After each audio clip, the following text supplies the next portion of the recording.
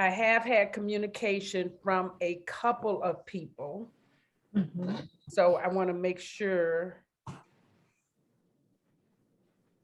Okay, so now I'm just checking to make sure, see who's, is anybody out here saying they can't get in? Okay, good, that was it. And I just want to be responsible that they can get as full of an experience, because last week was off the chain. We had some good discussions. Ooh, we went full blast last week. Mm-hmm. And I know people who weren't present that went and listened to it, they were loving it. So Yes. thankful for my beautiful cup. You see what I'm drinking out of, Shalonda? That's Sharice gave that to you, right? Sharice gave this to me for my birthday. She has Jesus in her heart and coffee in her hand. Yeah. Come on, I man. love that. I was saying, I just said today that people are waiting for Jesus to come. Well, yeah, right. When actually we it, right? You're it. We're walking on water right now. A baby? Come on. Nobody trying to get in. Who trying to get in? Hey, Nicole said. Okay, what's she saying? Hold on. So you gave out the wrong ID. I didn't give out no ID because I don't have an ID. When she had two. The first I link took them down though. I actually took took it down. all of those down. Wait, I gotta go back out here. Hold on. Yeah, I only left up the last one that because when Tammy said she couldn't get in, I went and copied the link and put it on the page. So this is it. Okay, Nicole, that's it right there. You're telling me that you had another meeting going on. Right. That was that. That was the one that, excuse me, in the group. So which one did you all use? I used that very last one that you just sent. I used the second one. The 6358 is wrong. I'm sending it to my sister. She is sitting there too. Let's see. I'm gonna try to send this. Let me see. Where's our group?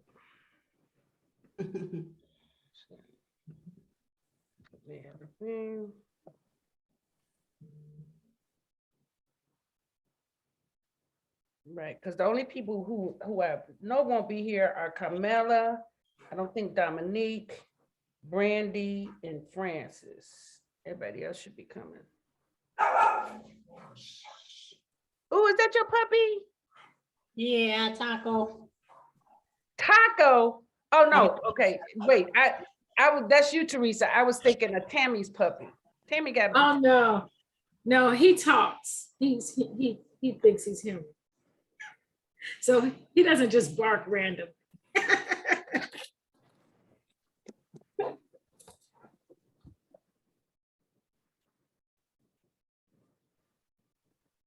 Yeah, I don't ask for ID in these classes. I know. That's what it's like. Yeah. I think it automatically assigns the meeting an ID. Okay, so I need to go see where it is. What it is? Oh no, that's Sally here. So Sally came right in. Yeah, See, I just sent her the link, Muchasu. but you didn't send her. But you didn't send her an ID, right? No. So the original one was asking. The ID is attached to the link. The ID for the meeting is attached to the link. Yeah, when I tried to come in under the first code on the laptop, it wanted a password. But when I came in through my phone, it doesn't ask. Yeah, what you're saying, Shalonda, yes. Okay, my yeah. personal ID 28. Okay, dang it. You know what, y'all? 289-436-0524. Okay, can I copy that? It's a meeting ID, not. It's called a meeting ID. Yeah, but this is to my personal room, so it's the same. 289-436-2524.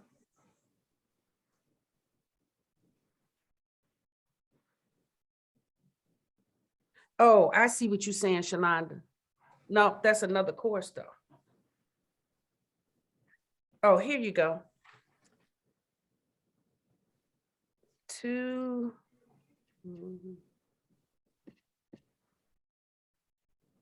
851. Okay, let me write this down. The last four numbers is 6358. That's not it. Well, that's the only meeting ID I got. No, that's the bad one, because that's the one I was trying to get in. It says the host has another meeting in progress. Well, that's why I took all, that's what I'm saying. I closed all those out. Oh, okay. So that, yeah, because by the time I saw you say here, I closed that. I said, oh, well, she ain't here. Hey, Sally. Hey, Sally. Ooh, ooh, ooh. She had okay, let's get Nicole in and then we'll start.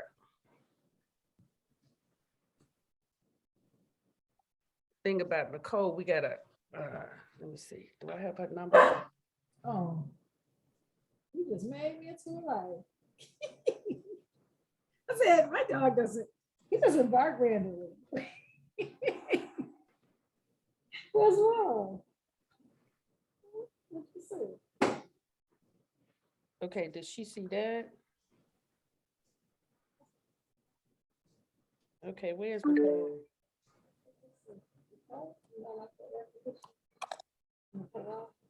Just click.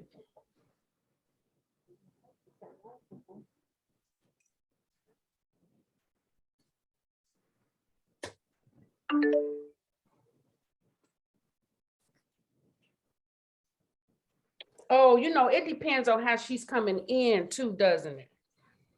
Okay, what's the ID number? 851. Because she could be coming in on her phone, 3707.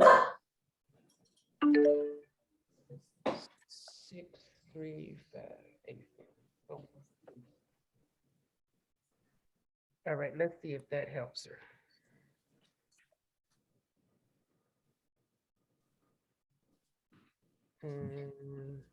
Sylvia said she'll be jumping in shortly, and I haven't heard from Miss Legault.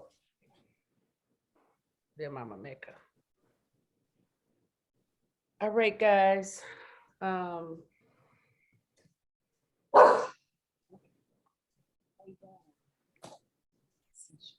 Say okay here, okay. Tammy, my animals been acting up all morning. So something is happening because all my two cats, my big dog is chill, but my little bitty dog and my two cats been doing weird stuff. Like my cats know I don't like them on my counter. They on my counter with me standing there. Looking at you like, what you gonna do? Right. And the little dog, she usually don't go out so early, but she just could not contain herself this morning. And we go outside. Yeah, so I don't have something is happening.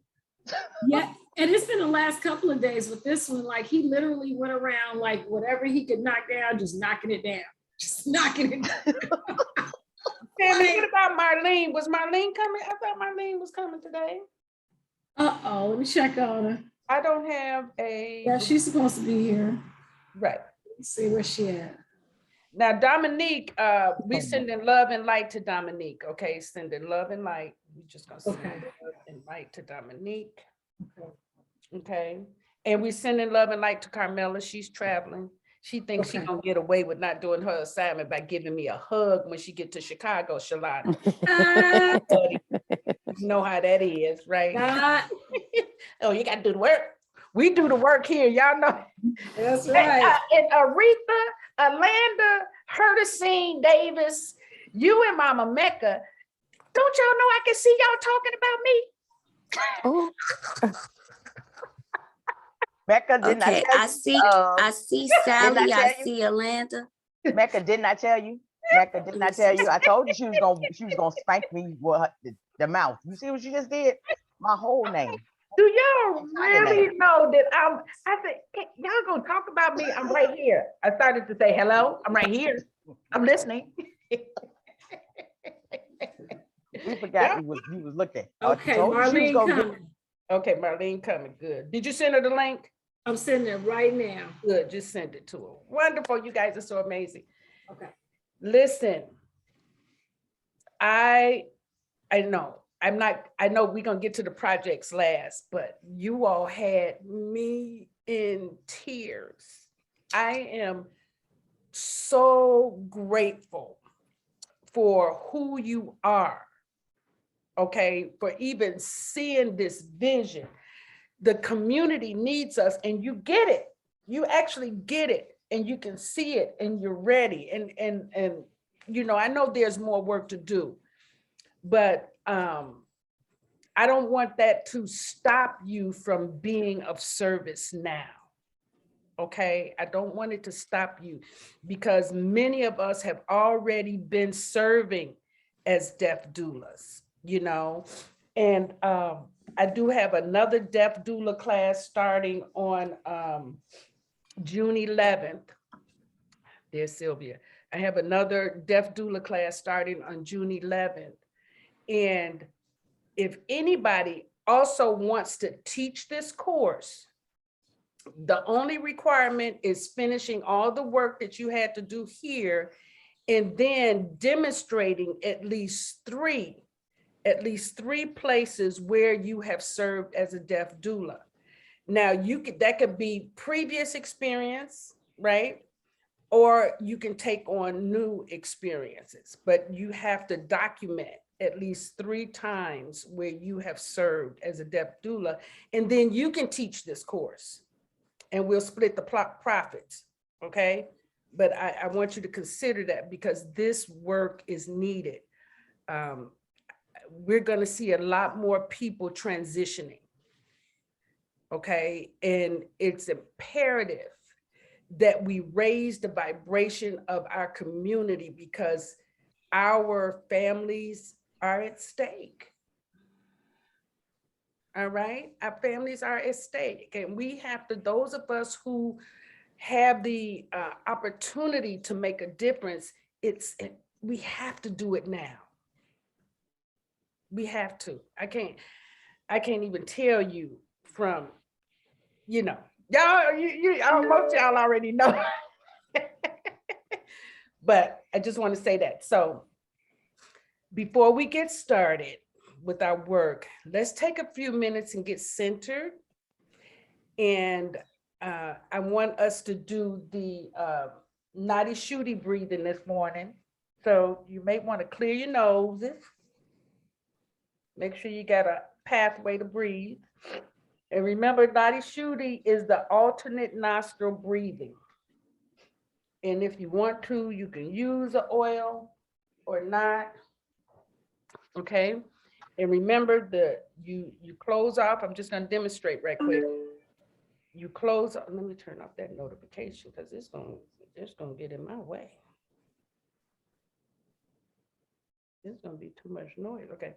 So you close off that one and you breathe in. You close off one nostril. You breathe in through the other one. Then you close it off and you hold it. And when you're holding this, you're also holding your breath, right? And then you exhale through the alternate nostril. And you squeeze in your belly as you're exhaling. Then through that same nostril, you breathe in.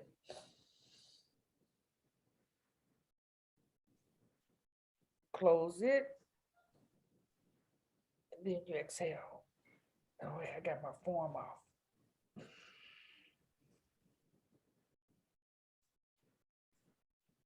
Okay, we're going to do about 5 of those. All right. Okay. Let me see. So Marlene is trying to get in.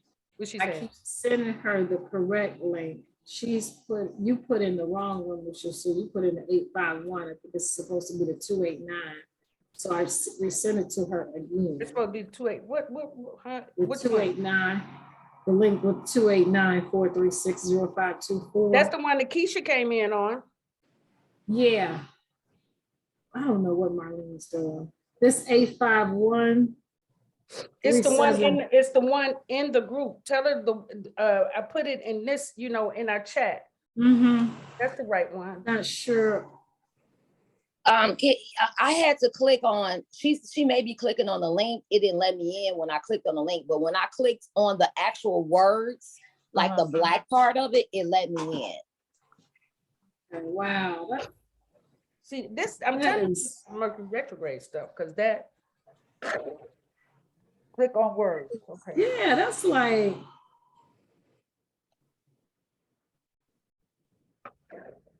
I got my aroma. And then after that, I had to click launch meeting. So it's probably showing up. It went to Zoom, and then I had to click launch meeting. And that's completely different than what we've been doing. Mm-hmm. Mm-hmm. Mm-hmm. I'm using my aroma fusers I got from the poor Asset. Oh. Oh, she living my destiny. We have to get, I think those were those the $10 ones or $20? Which one was that? So they're $10 a piece, but I got the set. Mm-hmm. The set is 50, and you get to pick the ones you want. So I got the I Am Aligned for my nervous system. Just Breathe. I Am Protected. I Am Calm. That's my favorite one. And then Living My Destiny is the one I'm getting ready to do, but if I can, because it's 11:23, hopefully I can get through the 5 breaths. Okay. Did she come in? Yes. She's in? Okay. She said she's got to let me in. Okay, good. Cool. So Tammy, while we're breathing, I'm gonna actually make you the co-host. I can't because I gotta be okay, off in that's 5 right. minutes. Alanda, I'm gonna make you the co-host. Okay. Okay. And then I'll be back at 12 o'clock. Right. You got it, Alanda? Okay, cool. All right. Let me see who's saying something.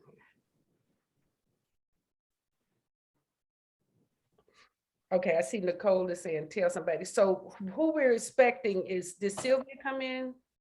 I saw Sylvia. Yeah, I see Sylvia. Okay, I think that could be everybody then. Okay. Yay. Yay. Great rising, everyone. Great day. I love Saturday morning classes. Did I ever tell you all that?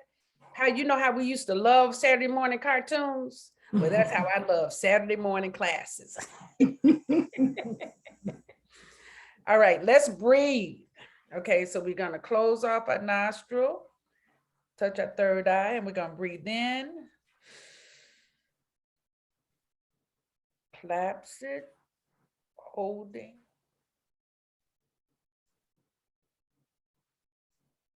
Exhale through the next one. As you exhale, make sure you're pushing in your belly. It massages your organs and releases the carbon monoxide, dioxide. Then you breathe in,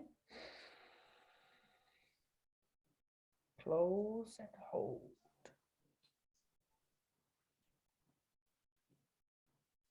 Release.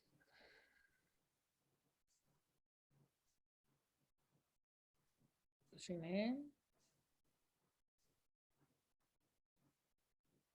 Breathe in. And close.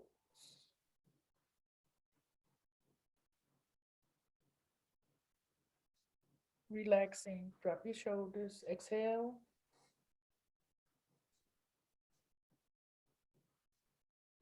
Pushing in.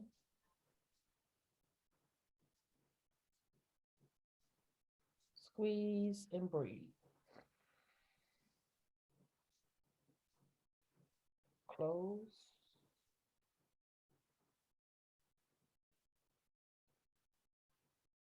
Release.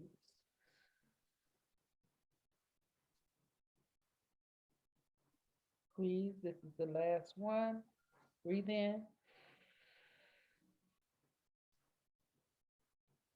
Close. Release.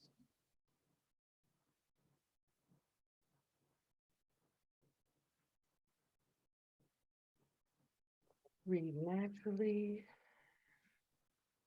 as we scan our bodies,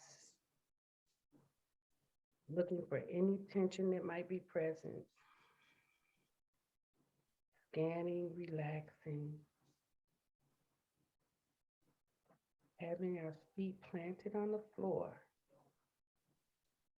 as we bring in the energy of Mother Earth, bringing that relaxing energy into our feet, our ankles, have the energy come up into our calves and our knees, flowing, relaxing, releasing through our thighs, our pelvic, our abdomen.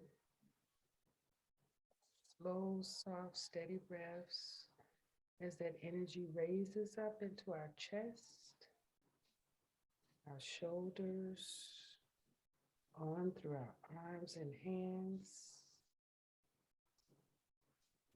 The nurturing energy of Mother Earth comes up into our neck, our back, our shoulders, up through our head, behind our ears, we're relaxing. Behind our eyes, letting go. Allow your tongue to lay at the bottom of your mouth. Just limp. Nothing to do right now, but breathe. The energy is flowing up through your face, relaxing your jaw, relaxing your forehead, allowing the relaxation of your scalp,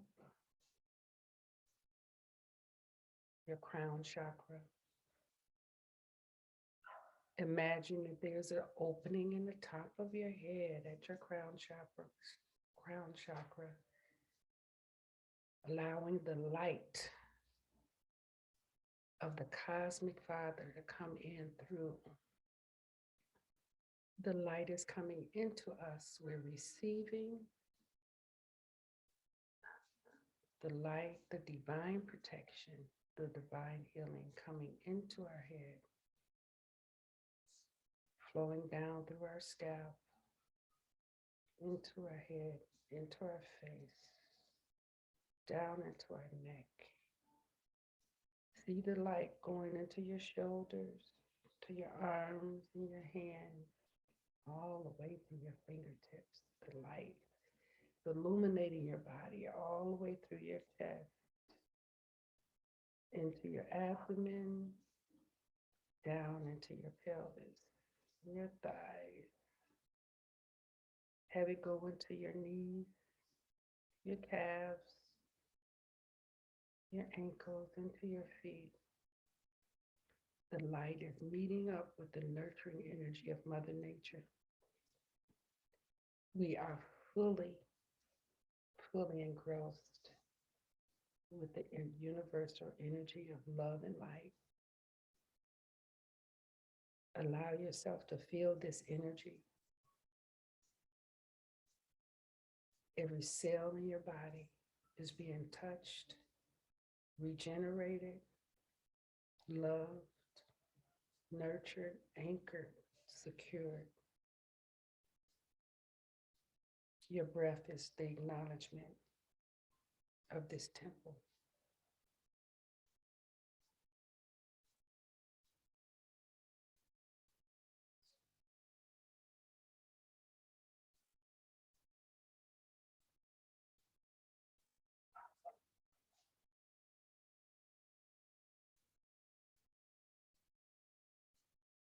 If you like, you can take this energy into your heart chakra. You can see the color green. You can send a green light out from your heart chakra into your environment, sending love and light to your household, to your neighbors, to your community, on into society, into the world, out into the universe, vibrating love and light to all who come in touch with it.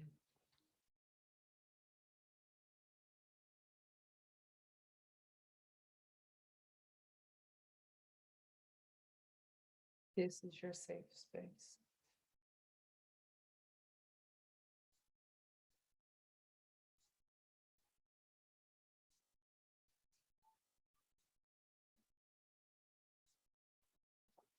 Okay, now let's get present to the room that we're in. We're going to come back to this side of consciousness.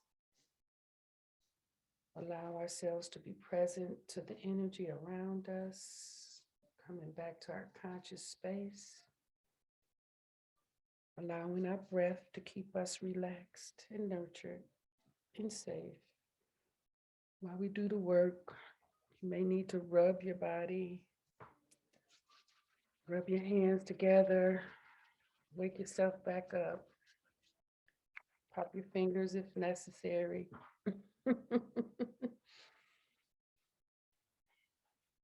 I think I'm gonna just do a breathing session where we can just sit for 30 minutes to an hour and just breathe, and because I never want to come out of that space. I never want to come out of that space. Did Tanisha get in? Let's see. Okay, let's see, where's Tanisha? What is she asking for? Okay.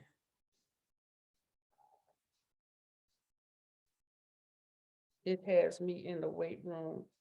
What? There's not, I haven't seen anybody in the weight room. You, Amanda?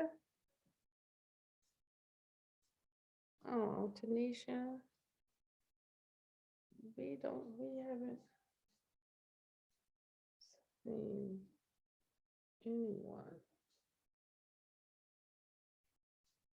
in the weight room.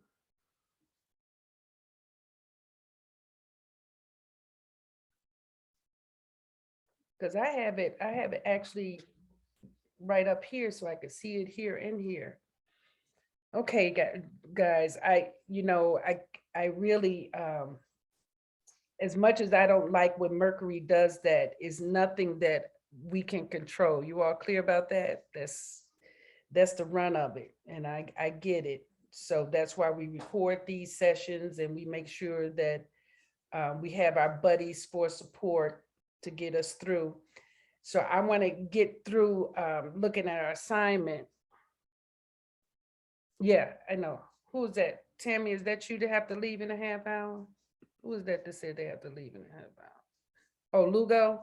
Well, yeah, you just have to catch up. Who's your partner? Land. Oh yeah, you'll be fine. So I want to hear from just a couple of people who thinks that they have, and do a show of hands, the best doula bag. Like you have the best 10 things in your doula bag. Who has the best 10 things? Anybody throwing their hand up? It's Mecca. I really think my bag is cool. Okay, Mama Mecca, let's hear what you have in your doula bag. I actually, am I able to share my screen? Let's make Because I probably can pull up a picture. Okay. Okay, there you go. Multiple people can share simultaneously. Okay, so I'm gonna bring up this. So are you able to see it? Yes. So I call it my medicine bag. So I have in the bag, I have breathing, listening ears, resources, and that goes into, making sure we know massage therapists, masseuse, all of the things that you name, the attorneys, different things like that. Okay. Essential oils, selenite, religious items, a mirror, board and card games, music, touch, vibration, and photographs. Meaning, like, I would ask the family to give me photographs to like discuss with the person. That is wonderful. Now, what is the mirror for? So the mirror is for reversals, just anything. It's kind of like a shielding or protection for us because, if we slip into other realms or things like that, then we will be able to basically shield ourselves. And also sometimes you could do something different with the mirror, like through conversation. seeing yourself for who you truly are. It was just different things that I do with mirrors. Yeah, mirror work. That's wonderful. That is absolutely wonderful. Yay. Anybody have any questions of Mecca in her doula bag? Okay. Thank you, Mecca. Yay, great job. Also, Go ahead. I will also have to share my project with you because iMovie and they're not letting me send it. It's like almost 3 minutes. So I'll have to share it here and then see how I could. I think I was going to put it on YouTube, actually. Yeah, why don't you do that? Because we're not going to be able to see everybody's project, but Okay. and we haven't got to that part yet. Okay. Okay. So, but I am at the end, we'll see. But what I'm gonna probably have you do, and if you put it on YouTube, that would be great. The ones that we don't have a chance to look at, once you get them finalized, we will add them to our group. So I'm going to have just a few of each version of, the brochure, the video, the website, and then if you have a movie, whatever. So we'll have a version of each one, but we won't be able to see everybody's. Okay, but we'll do that closer to the end. Anybody else have a doula bag they want to show? Did you all do the homework about the doula bag? Okay. Okay. I don't have one to share per se because I have my bag. I take a lot anyway, so I have several different ones. But so as long as you have like a bag that you can grab that's separate from your purse. I do. Okay, good. Yes, okay. I do. Because you will be like Nicole said, you update it. So you will be updating it frequently. Yeah, I go according to because I have stones, right? So I do a lot of wire wrapping for my stones. I have other things that I carry. So what I think according to where I'm going or who I'm going to be around, I grab That's what you things put that in I it. think. Yes. Yeah. That makes sense. That makes sense. So I don't actually have a actual list. I just go grab the go-tos, what you said, and then add accordingly. So, the additional stuff, right? Yeah, I have like several bags, so I couldn't bring them all, but I have several. And what I want, the reason that I want to share these parts is so that you get ideas. For those who haven't completed your completed your bag, feel free to steal people's ideas. This is what we do. This is why we have the group and the buddies. We share our ideas. Oh, that's a good idea. Let me use that. I love the, mirror. I never thought of putting a mirror in our bag, but we use mirror work all the time. So I got to find a real cute ancient mirror now, Nicole, you got to say something? Nicole? I usually use adding to my buddy's list.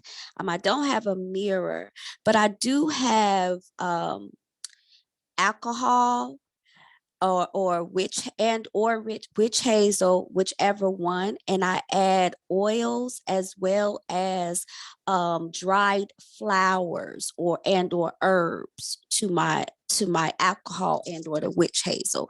Is and that I like use a Florida water? I don't use the Florida water because I don't know exactly how to use it. No, but probably the same way. But I'm saying, is it like, but you're making your own version? Yes, I make my own version of it, with the use of alcohol to help with cleansing, because I believe in that. And if I add the oil, I love adding the lavender, and lavender oil is my go-to, as well as pieces of lavender, dried lavender, into my my alcohol or my witch hazel, depending on which one I grab, like Alanda said. But what I specifically prefer the alcohol with lavender oil. And just so you know, pure pine oil, not pine salt, but pure pine oil, a few drops of that in a spray bottle, you can spray the corners of a room to move any stuck energy or spirits. And sometimes that's important to do because dark deceased energy can come into the space of a person who's releasing, right? Who's releasing life. Okay, and that's probably for session 2. Because when Mecca was talking, I was like, Mecca, that's all in session 2. You just giving us all the session 2. I mean, the advanced course, right? You know, it was a little bit advanced course when you all had to look at the surviving death in the Tyler Henry movie, right? So that's, you know. All right, so let me hear some of the resources and connections that you put in. I heard Mecca say attorney. What are some of the other resources? Does anyone have anyone other than attorneys in their resources? I have a massage, actually like a wellness center. So that's how I end up, because I work there. That's how I end up working with the gentleman yesterday, because so she goes out to like you were saying, nursing homes and things like that. So it's already connection to wellness centers. Can you briefly tell everyone your experience? Just take about 3 minutes to tell people about your experience yesterday. So yesterday, yesterday I gave, so it was 2 experiences that I had. So I was telling the owner about the experience that I had with the gentleman. I was massaging him, and I felt like something entered the room, and it was like he needs love. So I didn't do the regular massages that I normally would do. I started to just say, I love you, like in my head as I was touching him. So I really believe he began to cry and things like that. I don't know necessarily, but when I went out and told his daughter, she said that it was probably her mom, because she died in 2020, and today is their anniversary. So I was servicing him yesterday. When I realized that I saw his hand doing this, it's like his hand was this way, but I saw it doing this. So understanding why he was doing that, but I just kept giving more love. She told me that his anniversary, that they were married 45 years. What? So I guess that's what he was doing. So as I was telling the owner that, she said, you know what, Mecca, I'm about to go to a nursing home now. Well, it's like they call it a resort. It's top notch. It's in Crown Point. Okay. And she was like, one of my clients wanted me to go sit with her dad. She thinks he's in a delusional state. She thinks he may be passing over. So do you feel comfortable going? Because I was like, yes, I'm taking a Death Doula class right now, you know. So she was like, come with me. She got in there, and I mean, she left me after like 2 minutes. She said, Larry, we're here to see you. And I immediately touched his hand. He grabbed my hand, and I started to massage, just like touch his hand. And when he grabbed my hand, I just sent him what I didn't even know what I was sending him. But the experience was actually really wonderful. I was able to rub him and just connect with him. But I found out through that, it's not that I think he's passing over. I think that the medication that they have him on makes him delusional. The nurse said by 2:30, he's out of it. And so I want to go and visit and talk with him. I asked him, I said, when is your birthday? So I started asking him questions that you said, Moo. Yeah. When is your birthday? He said December 21st. So I was like, okay, is he just saying that? And I was like, well, that's around. He was like, Christmas, because he got his eyes closed. So I say, well, did you have a problem with your birthday being on Christmas, or it didn't matter? He was like, it didn't matter. You know, so that was my experience. It was so wonderful. It was so beautiful. Oh, I can't wait to hear. I hope you have a chance to go back and nurture him. He probably really, really needs your services. She said that she was going to talk to the daughter and set up like a schedule for me to go and visit. I work her salon really only on Mondays and Wednesday, but I'll pick him up, or I'll do it on a Monday. I mean, I'm sorry, on a Wednesday or a Friday. So I'll just pick him up on one of those days. Isn't that, I mean, that was another one. Y'all had me crying this week. I mean, I was just like, see, look at the universe. The universe is like, come on, I'm gonna put you to work right now. For an hour of my time. Wow, that's beautiful. And I want you guys to remember to debrief, record these experiences, and especially Alanda, those experiences when people are visiting you, record those in your journals. Do not let them move through you as though it doesn't mean anything. You know, one of the most beautiful gifts I got from this experience with my hip is the meaning that you're going through life too fast. And that's because I'm going from this to this. So it's like, how do we ground ourselves? So I want to make sure that I have everybody understanding it's okay to experience and applaud ourselves and acknowledge ourselves in those moments, even when no one's looking. Okay. What, Alanda? So I was in the middle of a meeting. Had 2 puffs of smoke. I was standing talking to somebody, and 1 puff of smoke went by, and I'm like, okay. And then later another, and I did not record it because those type of things happen when I'm just out and about. So I wanted to ask a question about that. I don't know what to do in those type of situations because I don't understand. No one else sees it but me. That's wonderful. So here it is, right? The first thing to do when you get home or when you get a chance is to Google metaphysical meaning of smoke, of seeing smoke puffs. Right? It's like the metaphysical or scientific meaning of seeing whatever the object is, because it means something. Or it could be my mama talking to you. You know what I'm saying? It's kind of, it's like those people, the thing that they do the most, that's mostly attached to them, that's what they bring into our presence, because that's what's going to make us remember them. You know, so does that help? Does that make sense? And it doesn't have to be my mom, because, you know, that's who I think of when I think of smoking, is my mother. My mother too, because she did that before. That was like smoking. She liked the taste of smoke. I remember, and then when you said that, I'm like, oh, I mean, I was wondering. I said, nobody is here with us pen, with one of those, whatever those things are, vapes. Yeah, and right. I was like, what the heck? So I want you to go back and record that, and then actually look and see what the metaphysical meaning is, because there are meanings in everything. Okay. Okay. Yeah. Okay. Mood, I am seeing forms like say if I'm outside and I'm looking at I'm looking at a tree, I literally can begin to see faces, body parts, and things like that. So that's happening to me like all day.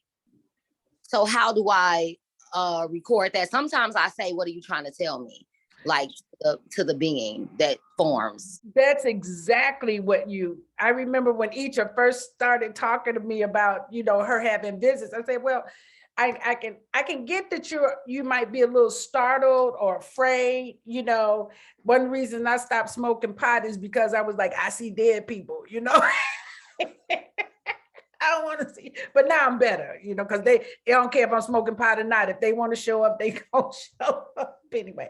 So what I want you to do is capture the experience, and just like you described it, try to complete a full description of what it is, because the message comes from that. And then if you've had a chance to look at the Surviving Death or the Tyler Henry series, there are a lot of hints in there. Anybody get a chance to look at those, any of those episodes? What was your experience? Lugo, I see you saying yes. What was your experience with those? First of all, I couldn't even leave the house that whole week. As I started to watch it, my spirit became so sensitive, and it was just like unbelievable. Like I had entered into another portal. It was unbelievable relationship. And each day I just started to listen to the next session and the next session. And I think the most important thing I got out of it was that death is life. Death is life. There is no death. There's no ending. There's no ending. It's like, and then my brochure that I made for my doula class, I ended up happy endings, I think, or something like, not happy endings, sorry. And you know what that is? No, something else. I can't remember right now because I'm so excited about what I've learned so far. But I did want to say that I had a Reiki session this week, and I always do an hour of clearing.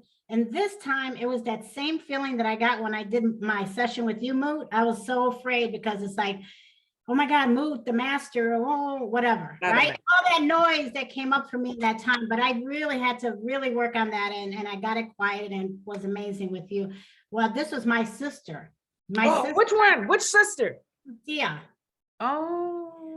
So she's got a lot of pain, a lot of darkness. She's very mean to me and all this other craziness. So I just started to release all that story again and just do a clearing. And, you know, I lit my sage and I got my candle. I did all that. Well, every time I do Reiki, it's different for everyone. Yeah. Reiki masters who just do the same thing and that works for them. But to me, I go before God. I say, okay, Lord, this is your daughter. This is your son. What do you want with this person? What do I? So I just release me and give it to God, and he uses me. So I did that. I was like, okay, I'm clearing. Well, when I did this work with her, I had never done this work the way I did this work yesterday, boy. Wow. I was blown away because it was like I was just this spirit just clearing all those areas that were dark for her. And then at one point, when I got down to her sacral, you know, she lost 3 babies. And when I got down to her sacral, spirit said, just feel that baby, feel that spirit. And she had this relationship for just 3 to 4 minutes with her babies, girl. Oh. I was that. Told me to quiet down. At that point, I told her, I'm going to quiet down. I'm going to allow you this moment. And when I just allowed that moment, she was just, it was just like, wow. So this work that we're doing is so sacred. It's very sacred. It's and so this is why they burned the witches, guys. Do y'all get that? Yes. They were. And I want to add real quick because I got to go. I have to go see a client who's got stage 3 cancer. So I'm doing the work as I go through this class. But what I learned in that process is also something to throw in my doula bag. And that is to allow that person that's grieving to hold on to their loved one and just feel them and hug them and cry. Just feel them, feel them. They're not out there. They're not in that casket. They're right here, right now. And just smell them, feel them, and just allow that moment for that person to connect with that beautiful spirit. That's great.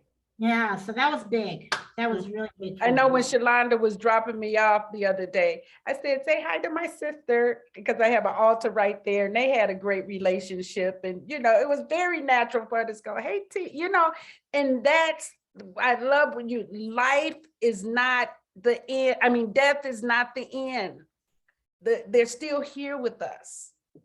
Can I add something, Teresa? So I had that experience, but that you shared, and I literally just pulled it back. But the difference between that is I actually had 2 abortions when I was in high school. So during my session, I literally, when he was working on my sacral chakra, I literally saw them in the room, and I said, I accept you as ancestors, you know, because I had never really dealt with that, because I really want to talk about that, like, because my mom kind of forced me to do it, but the first time. So that's something that I want to talk about. But when you said that, I literally went right back to that experience, and it was so beautiful to have that feeling and to really accept them as ancestors. And they say, yeah, you know, like, yeah. And like, it was like they almost said, you know, well, I actually felt their forgiveness, that I didn't Oh bringing. yeah, there's no, No, right. and not forgiveness, not that part, but No, that's right. But you know, we probably need to do a session for our sisters and ourselves on the whole thing of forgiveness around abortions. Now, I wanted to talk to you about that too, because it's been young ladies that's been coming to me, and it's like I've been giving them like spiritual baths. Yes. Before, showing them how I gave them Psalms 32 to read over their water and stuff. So in my soul, I was saying, Mecca, are you, it's like, are you wrong for, No, like, not at all.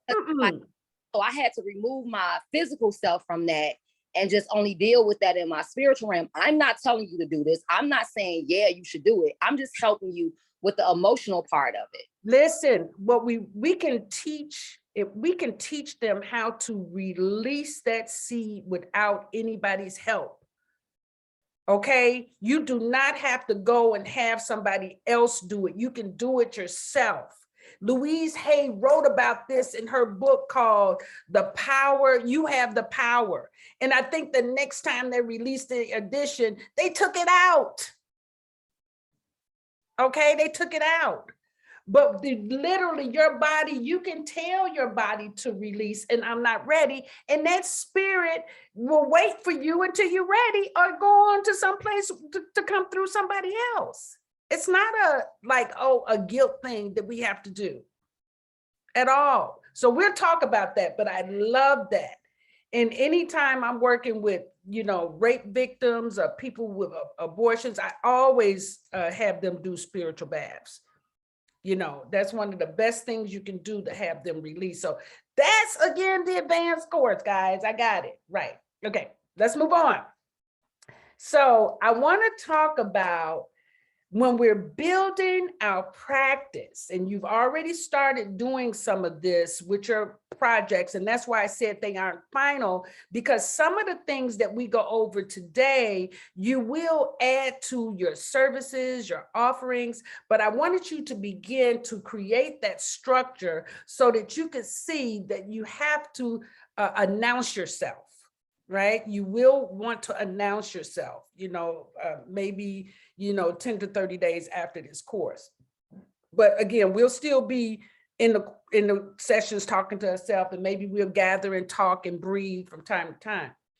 But what I want you to do, I want you to think of, who are you as a doula? And in that, I want you to create your vision statement. And you're going to be looking at what is the purpose of your work as a death doula. Out of the projects that I looked at, when I saw Teresa's, she added doula services for pets. I was like, of course. I mean, because people are very connected to their animal friends, right? So that, and all of you animal lovers, that would be a natural progression to add doula services for pets, right? So we will, after this course, we'll probably do some research around that to see, how we can include that, All right, Lugo, I'll talk to you soon. I was like, I got to call Teresa all weekend. Of course, now it's okay. You already know. And then, what services do you offer? So I want you to listen for the services of the other people are sharing that they offer. If you can take it on, take it on. Okay, if you can offer those services, take it on. If you're not ready to offer those services, ask that person, can you coach me through that? Can you tell me what to do? And then that's even why you have a buddy, right? Your buddy can assist you. Your buddy can really assist you in developing out the different offerings that you have. So, this is not a, I got it all, everything. We're going to keep expanding and growing as we go through this process. All right. And then, yes. Who's when that? you get through, it's me. Oh, okay. You got a question, Mama? No, I was just gonna mention something before I forgot it. So just when you get through, let me know. What did you write it down? Because I'm gonna. I Sort of, got. kind of. I I did just now. got two Okay. more things. Okay, well, You go now. I got it's mine short. written down, so you. Oh, okay, good, child. It's a great day, everyone. Short version, when my buddy and I were going through what we had to go through, we did the 3-minute video about preparation for end of life celebration. And so the thing that came to me last night was when we were talking about, are your affairs in order and how would you like to prepare for your end of life celebration? And it came to me because I've heard people say they want to get cremated, blah, blah, blah, blah. And my family, my family, my family. What I know to be true is that people have said that. And if there's not a particular person that you trust to execute your wishes, they will do what you don't want them to do. Not cause they just being disrespectful, but it's what they want. You know what I'm saying? It's what they want to do for you, and you're not here to make the difference anyway. So Yeah. what I'm saying is that I personally think that there should be someone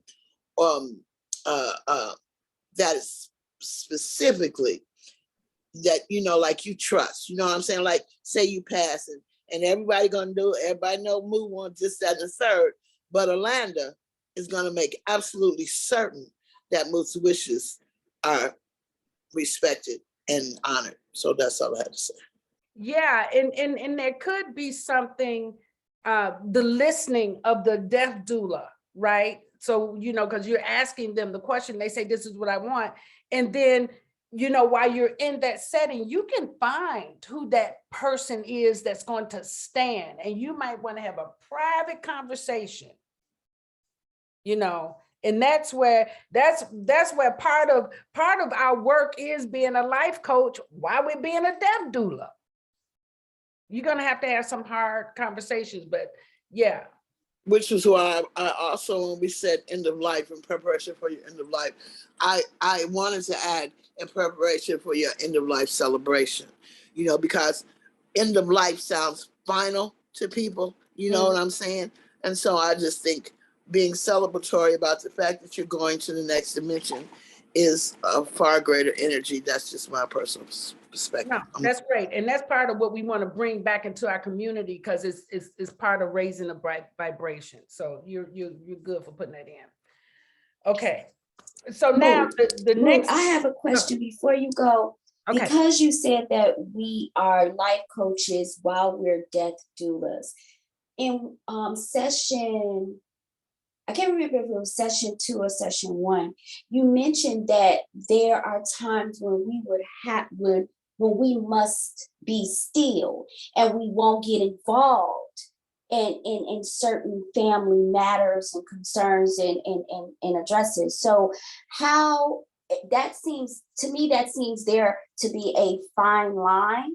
So I wondered if you could please elaborate on that or clarify that there for us as to when do we involve ourselves, when you mentioned prior that we are not to get involved in family affairs. Well, so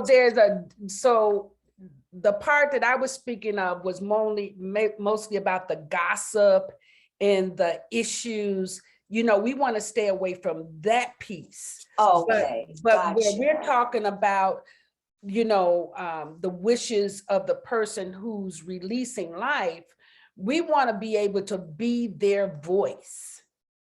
We do want to speak on their behalf. And that's why we're doing the whole process of recapitulation, so we can hear, what is it that you would like? How would you like your services to be? And we find out from them, and then we go and speak to who we think. So this is going to require a certain level of discernment. That's not something that's going to be hard cut. And you're right, it's a thin line.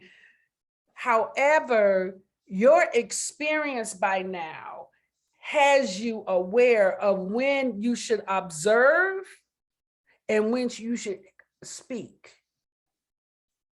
Okay, this is what our practice is, because just because we have something to say doesn't mean that we should say it, or it doesn't mean that we should say it right then. There's some things that need to be a one-on-one conversation, and then there's some things that need to be in a group. So those are discernment things. Does that help you, Keisha? Yes, thank you so very much. Thank you. And again, that's going to come, we'll talk more in group about that when we get out of this class. Okay, and then, yes. So I'm gonna say really quickly, when you said that, it brought something up. When Marlene and I were going through the recapitulation last night, and it also depends on who reaches out to us. When you talk about discernment, yes. So as we were going through it, I'm like, is it the actual person that is reaching out versus a family member? That's right. If it's a person that has just been told they only have a certain amount of time to live, they could potentially reach out to you for support. That's true. But then if it's a loved one that's not able physically to come to you, and they've appointed someone in the family to hire you or whatever, then when you were talking about that discernment. Who's the person? That's right. Who's the person? Because if say for instance, the daughter contacted you, then that's your connection right there for the family. Exactly. Versus the loved one. That's right. Yes. So although if the loved one, that's where you become the liaison, right? Because if the loved one says to you, when you leave, this person does such and such and such, now you become an advocate. You see what I'm saying? Yes. You become an advocate for that person, because part of our work is care and comfort.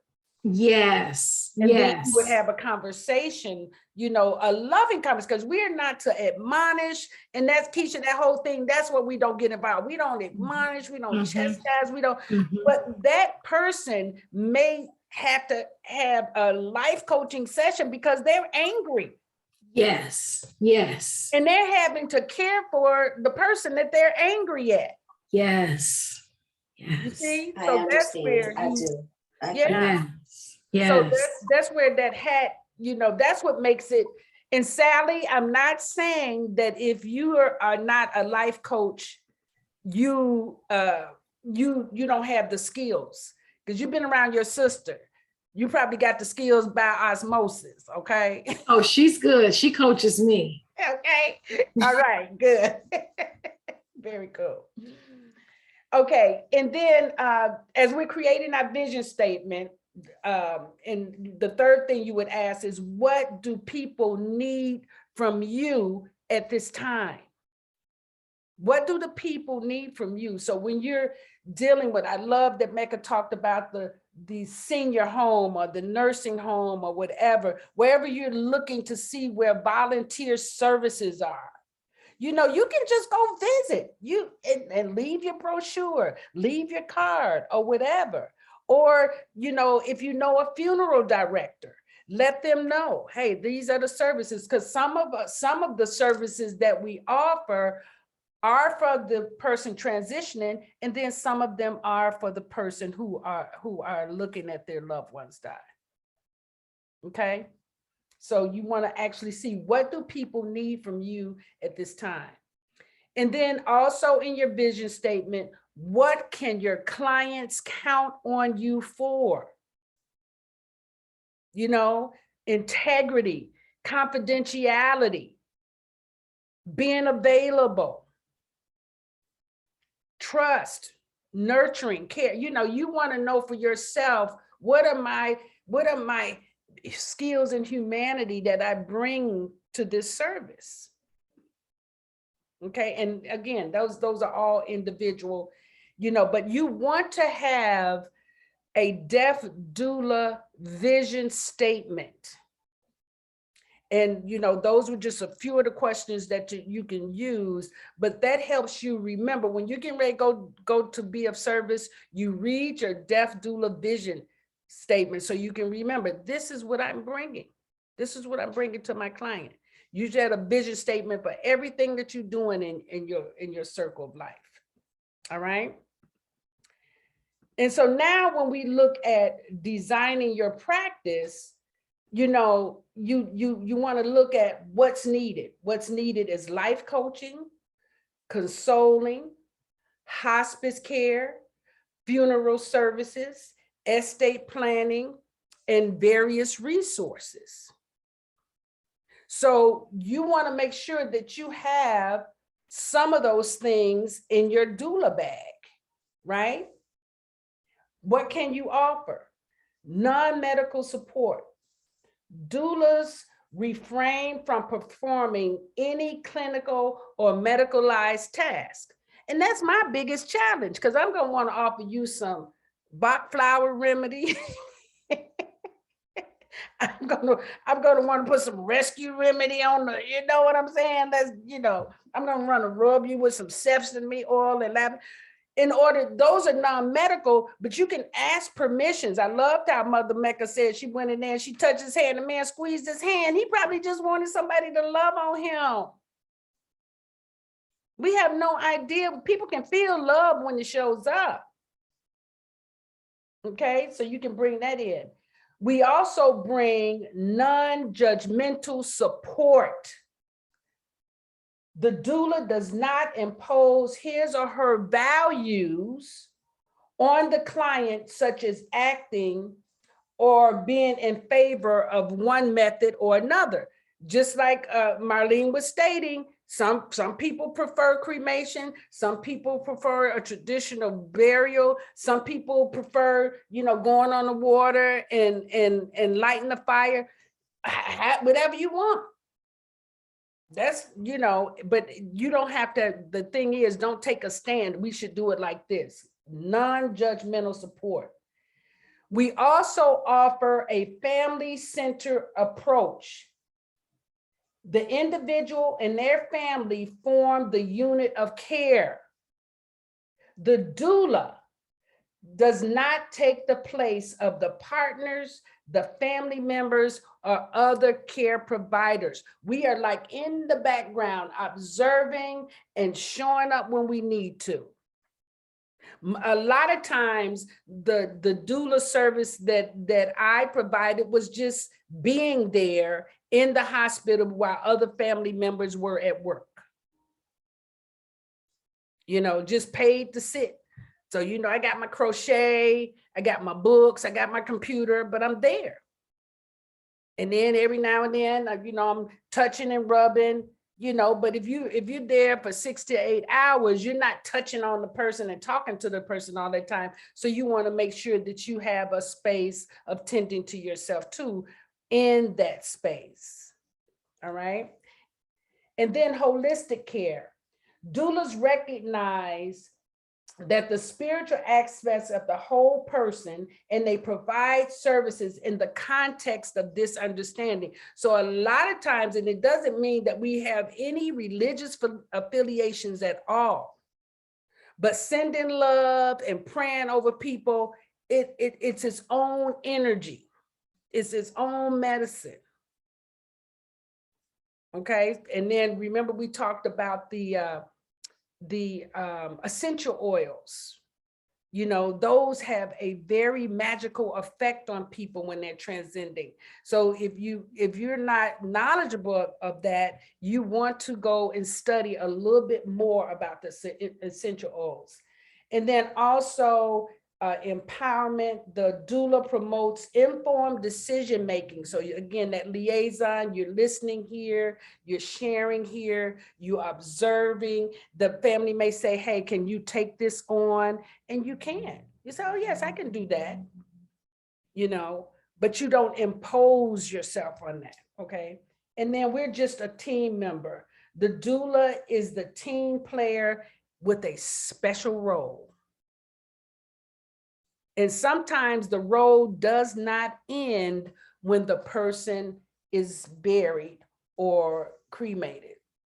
That could go on, and you have to determine that and how to look at that. Any questions about that? And again, you're going to have all of that information available to you. You know, you'll have the slides, but the idea is that you in the brochures and everything that you've created, you now have a little more meat that you can add about what you offer and what you bring. Also, your vision statement gives you a little bit more substance, okay? Any questions?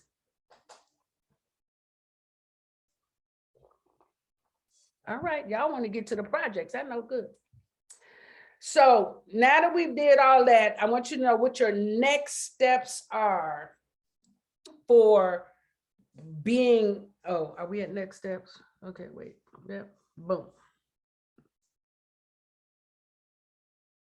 Oh, yeah, that we're not at next steps. We're now going to look at your projects. Yay. So I want you all to know, huh? Oh, I was saying, yay. Yes. So we're going to look at your projects. And what I want to applaud Shalonda being the first one in, and then who was right behind her? Anybody know who was right behind Shalonda? Almost like boom, neck and neck. Anybody know? Alanda. No, not this time. I think she was third though. Sally. I say Sally. Tammy. I'm Y'all know Tammy was, y'all know Tammy, if Tammy wasn't first, if Tammy and Shalonda don't fight for first and second. Because I was done. I just forgot to send it. I was like, look at these. They the first class. They from the first class, y'all. They are the 12-year Master Force Life Coach. And I mean, I was like, look at Shalonda. Look at my BFF. Yeah. And I knew she had to go to work. You know what I'm saying? And I know Tammy out there. I see her every day. And yet both of them neck and neck. I say that's my inspiration. Y'all my inspiration. Right? That's Mecca, my buddy. I'm not the- My buddy did that. Yay, See- buddy. Yay. wait. See, Mecca, I'm not the pet. Told you I wasn't the pet. Now you know who the told pet Amanda, are. The you the pet, pet. not me. Right? Oh Lord. Yeah, I'm like, teacher's we go. pet. Teacher's pet, because she told us she turned it in. I was just like, y'all be too much, but I love it. I love it. So, so the only projects I do not have, Miss Legault, you want to speak to me about your project? Yes. Hey, Hey. hey, I can't see your beautiful face. Hey. There she is. I knew you. I said she must be out and about. Okay. Yes. So, you have a request for when you want to complete it? Yes. Can I have it to you by Wednesday? Absolutely. Now, who's your buddy? Sylvia. Oh, wonderful. So Sylvia, can you hold her accountable or assist her or support her for Wednesday? Absolutely. Oh, cool. Because I know y'all have full-time jobs, full-time mothers, full-time houses. So I'm not, I'm the deadlines can move over. That's not a problem. But in supporting you and completing the work, that's my commitment. So Okay. Sylvia, if you can listen for her, that would be great. Ashe. Wonderful. All right. Other than that, Dominique and Carmela, they'll come online. Shalonda, can you hold Carmela's feet? I know you told me that the other day, so she gonna be in town. We might have to tie her down.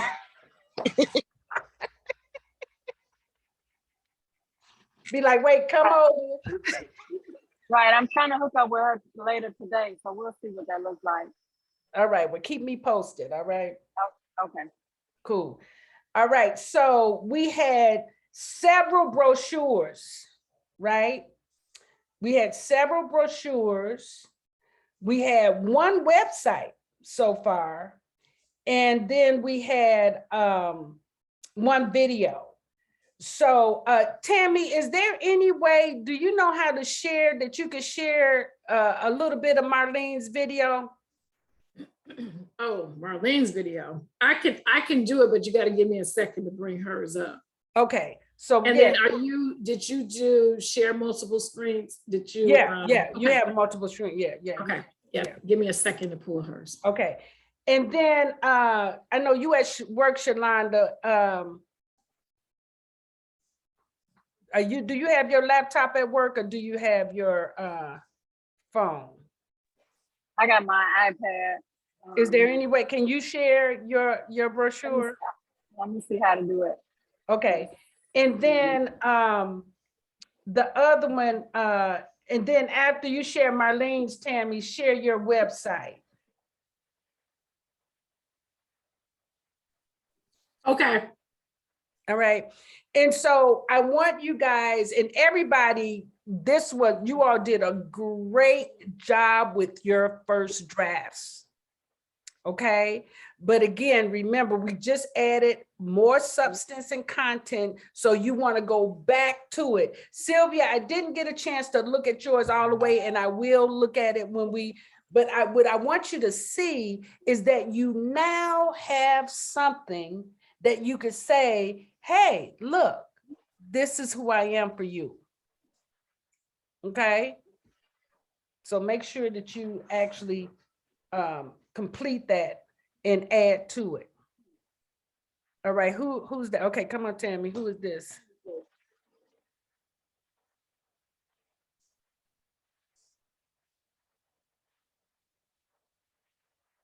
You might have to download it first. Oh, okay. I need to download it again. Okay. I was trying to play it from the email, but. Yeah, you might have to download it first. Okay. All right, I'll find it. Shalonda, did you have yours ready? And then on the bottom, just click that green button, share screen. Oh, I don't know how it is on the iPad though. Can you see the share screen? It's the same way. Okay. There we go. Okay, so tell us about your brochure. So this would be the outer page. I don't know how to maneuver around this, but let me see. It just gives contact information, and then just a nice little quote. Set of. Read your quote. I love that quote that you have there. So be held, be whole, and be healed, which is typically what we may do depending on the situation. So, yeah, but look at that sacred passage. You see that? I like that sacred passage. And that just gives it not a finality, but just gives it a nice, easier way to describe the service. Right. And the only thing is, I would leave Tinley Park, but I would take your house address off. Okay. Well, yep. I mean, yeah. Okay. Yeah, because people don't have to come to your house. You're going to them. So that wouldn't. Right. So just the email and phone number. Yeah. Basically.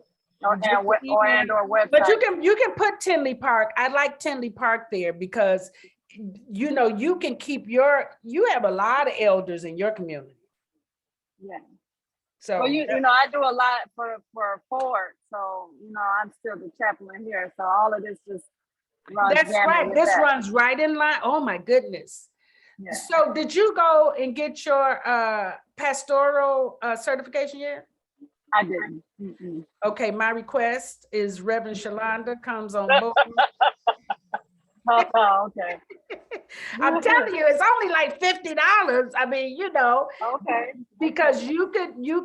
I want y'all to know, Shalonda's ex-husband passed last year, and we were all at the funeral service.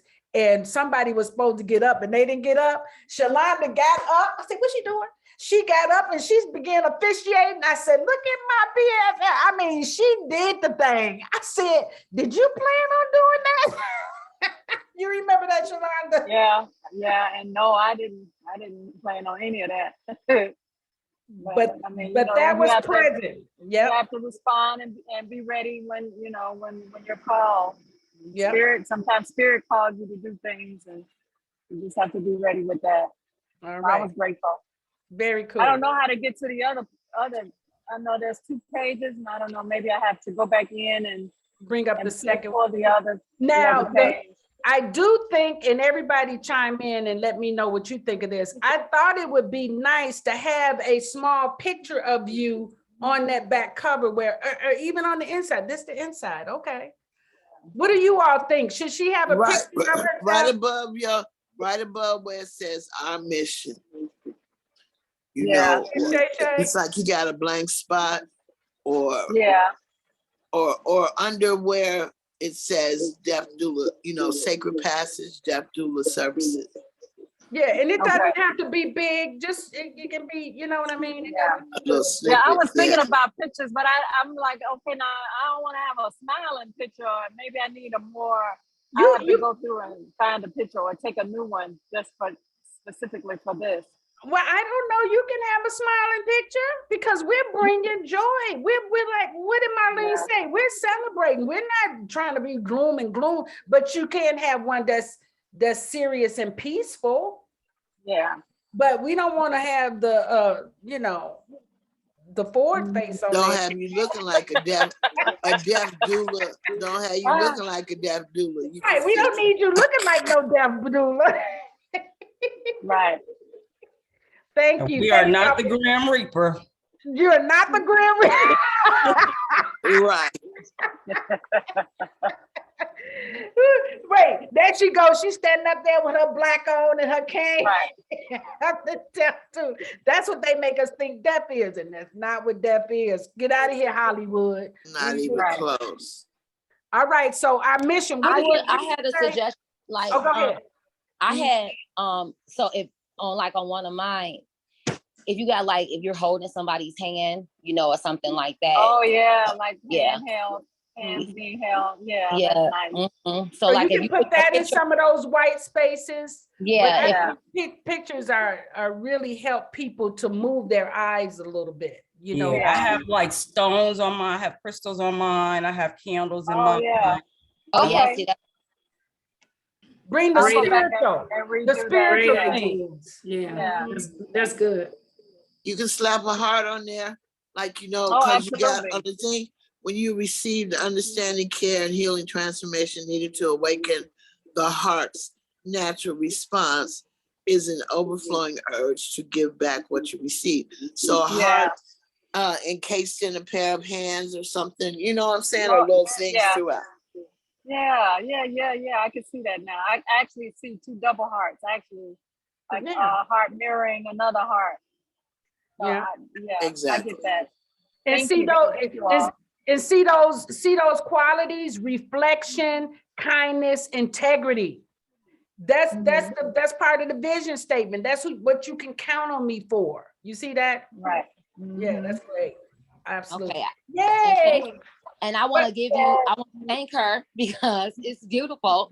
So I'm like, hey, it gives so much. I was kind of like, I couldn't fathom, like, okay, what you put on the brochure. This is beautiful. Thank you.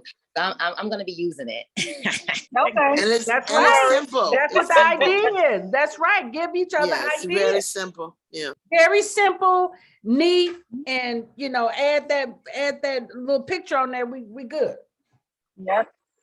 All right. And then I did have a question, because I was wondering now, when we do these services, and we're charging for our time. Yes, ma'am. So you know, you can either do donations, or you can say, have you created a budget for a death doula? And then they may say, well, no, well, what is it? You can say, well, you know, depending on what you require, the most people pay me is $125 an hour. But if you only need me for certain things, that's $35 or $50. You know, however, you have to determine that. You see that? Okay. All right. Because you know, some people are like, well, I just need you to sit. Can I pay you $15 an hour? You see what I mean? Okay. Yeah. So it depends on what they're asking. Okay. But you want to have in your head what your offerings are and begin to play with that pricing for yourself. But remember, nobody can pay you what you're worth. So this is not that conversation. Right. Okay. All right, cool. Thank you. Thank you. Yay. All right. You ready, Miss Dr. Tammy? What you got? Yes, I am getting ready to roll them. Let's see, Dr. Marlene, let's get her going. Okay.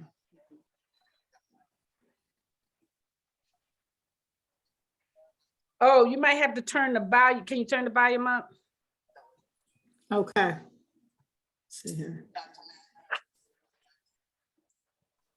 You can't, can you hear anything? No. No. So you might have to go out, turn the volume up, and then come back in. Is that possible? Okay, so, oh Lord, okay, let's see here. So just Go. come out of the share screen, Mm-hmm. turn the Okay. volume up on her thing, on her video. Oh, on her video, okay. Let's Is see. there a volume place on her video? Let's see. Yeah, her, it's at 100 for hers. Let So me is your make volume sure. up? That's what I'm thinking. Let me see if mine, if I need to do something internally here.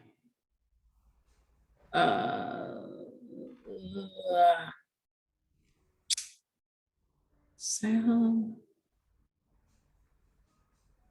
It just, this is not showing me volume for the Zoom. Unless I have to go in. Yeah, the volume, let me see. Because the Okay, volume microphone. is, Uh-huh. it should be on that particular. So let's try it again and see. Did anybody hear anything? Because I made sure all the volume is up over here. Because I could hear it on my end. So I don't know if it's something internal that But I need to. let's try it. Let's see it again. Let's see. Okay. Okay, you can't see it right now, right? Let me go back into Zoom. No, you have to go. You have to bring it back Okay. up. Okay. Let's see. Because I know a lot of times when I'm sharing YouTube videos, I have to turn it up on the YouTube video. But you said hers is 100%, and yours is 100% too. Yeah, well, mine is not giving me a volume.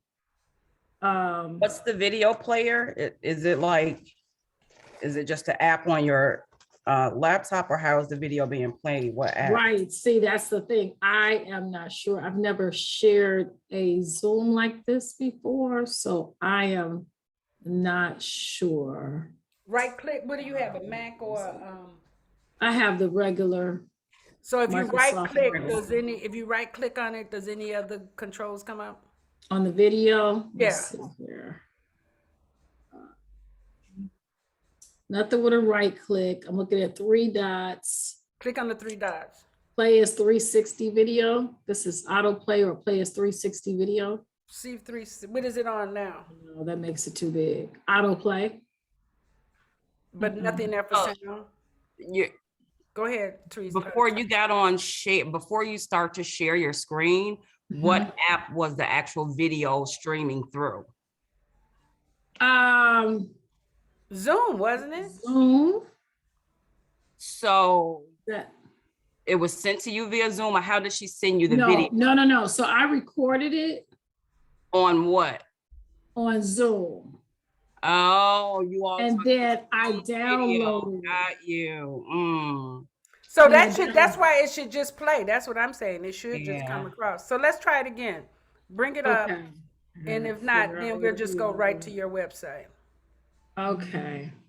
I'm sorry, Marlene. I would have practiced this. I didn't think about That's it. all right. We'll put it in the group because what we may want to do is download that to a YouTube, because YouTube, is easier to maneuver. Mm-hmm. Okay. Here we go. Let's see.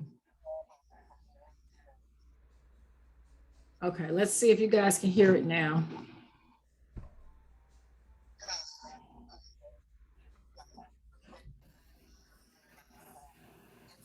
See, I can hear something, but I can't hear her. It says share sound. Dr. Matthews, I would like to ask Can you hear you at now? this time. Yes. Perfect. Thank Something you. came up on the more, just so you all know, something came up on Hi, the menu. I am Dr. Marlene. Something came up on the menu where you're sharing screen. When I hit more, it's saying share sound. Wonderful. Thank you. In case you guys have this. Okay, here we go. Here we go, Dr. Riley. Here we go. Yay. Hi, I am Dr. Marlene Thane, and I am about to interview Dr. Tammy Matthews in preparation for End of Life celebration.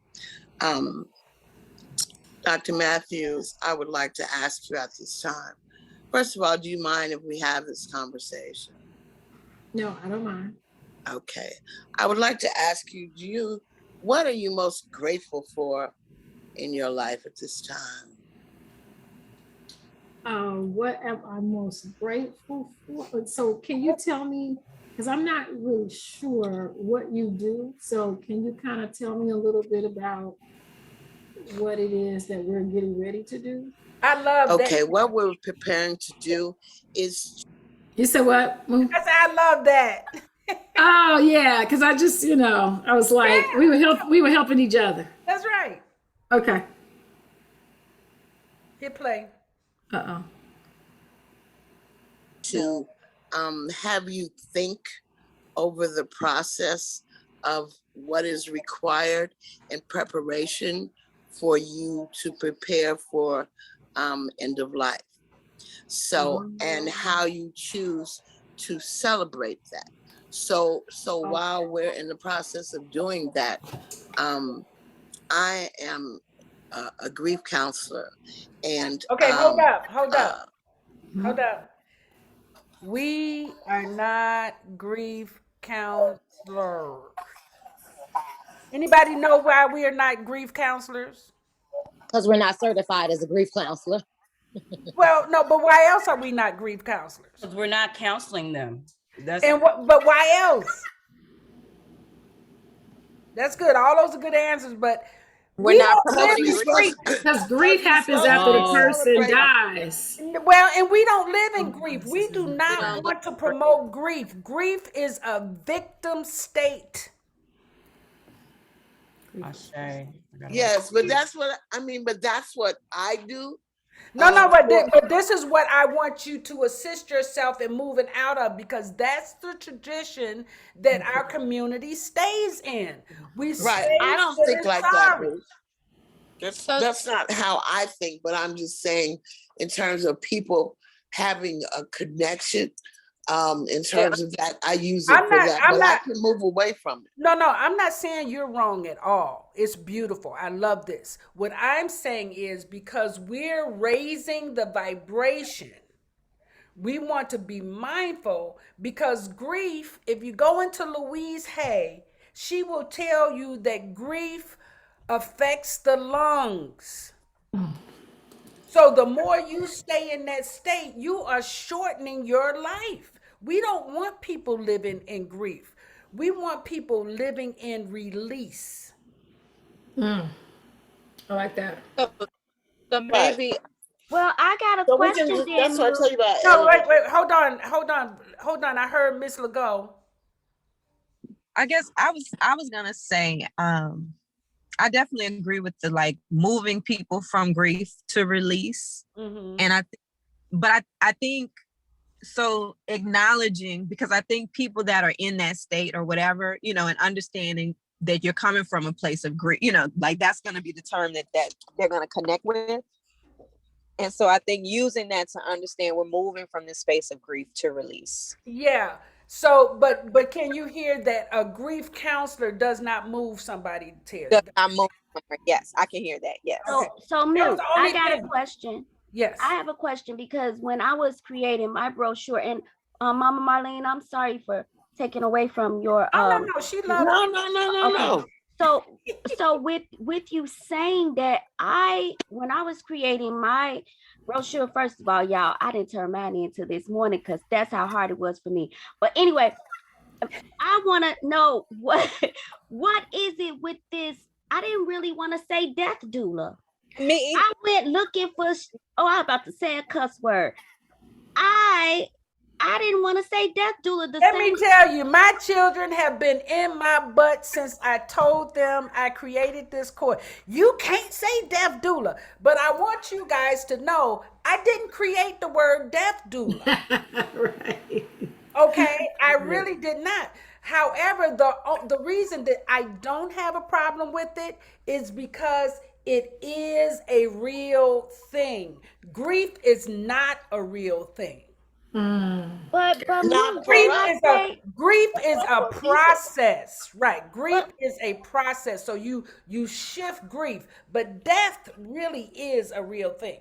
But just like Tanisha said, can you and Mama Marlene, just like they both were saying, when you, because I'm gonna just say, I understand what you're saying, but I'm asking, like, why not give them what they can relate to, like Tanisha was saying, and then removing I don't have a problem. I said I don't have a problem with it, but if you call yourself a grief counselor, it doesn't sound like you're trying to move them from that place. No. So that you're holding space for their grief.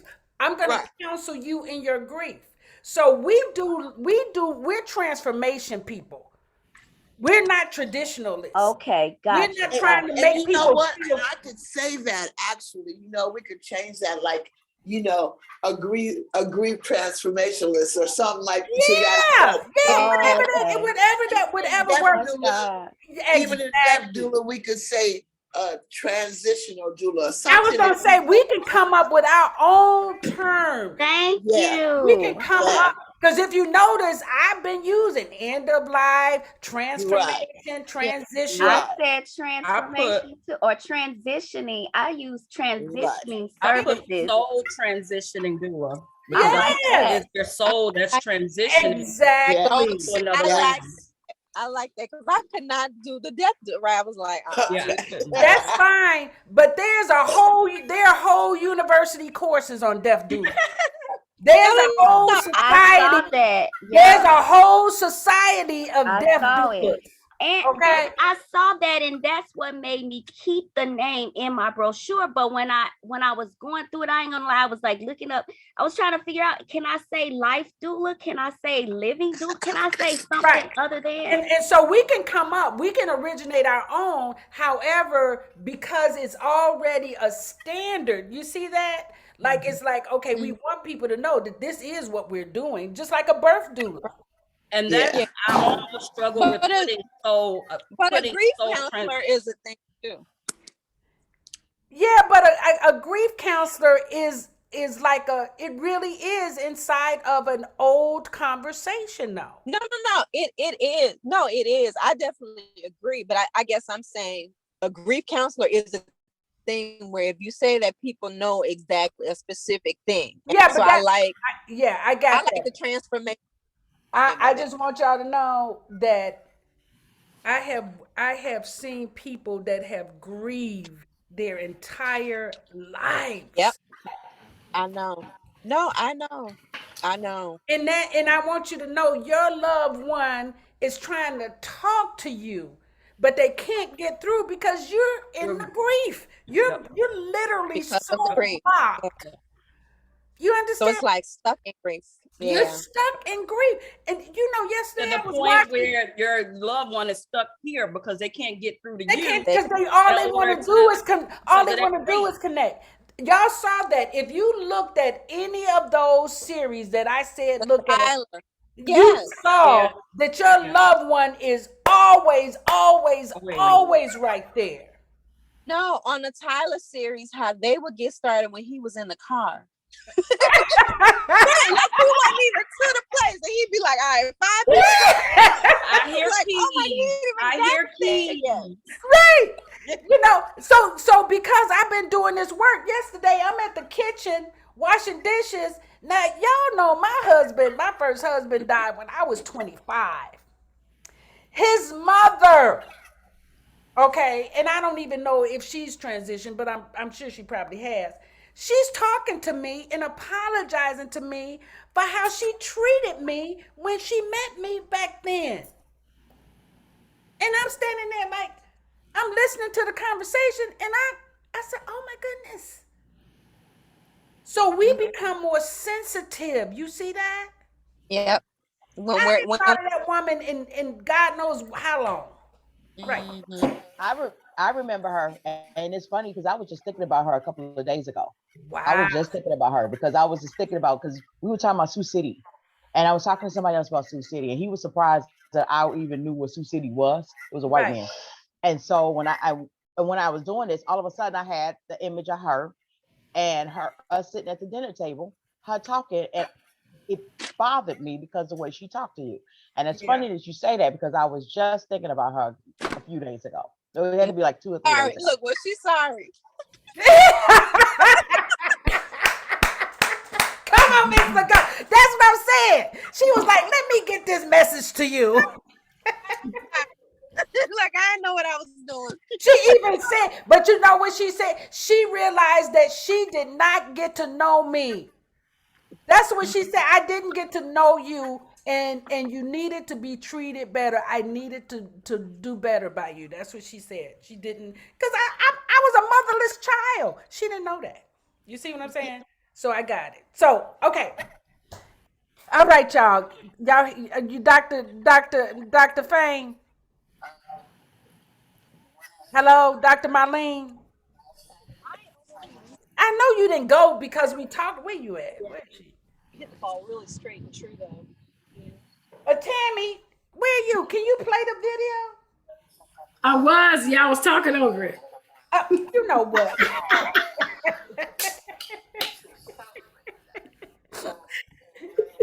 my video still playing?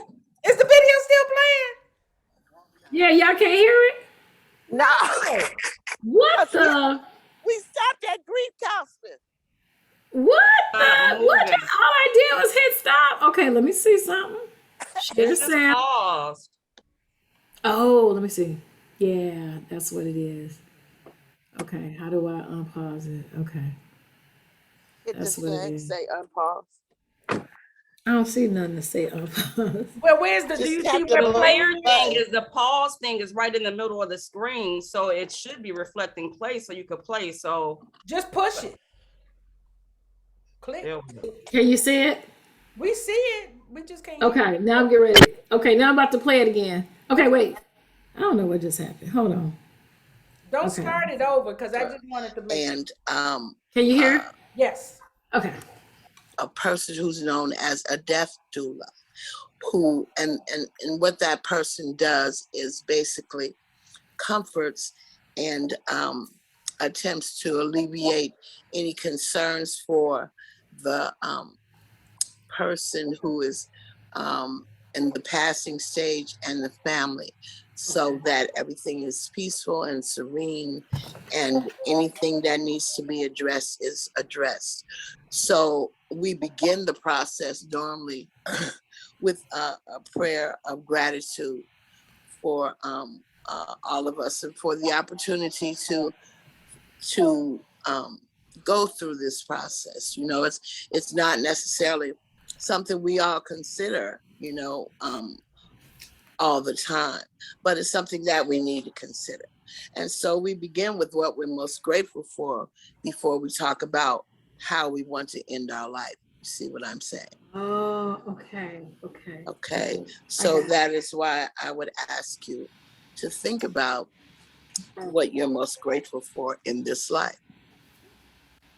Okay, so I am most grateful for the opportunity to experience so much love in regards to my family, my friends, my clients, just a lot of love and a lot of support in this lifetime. I'm most grateful for. Excellent. And I would ask you, Tammy, do you mind if I call you Tammy? Yeah.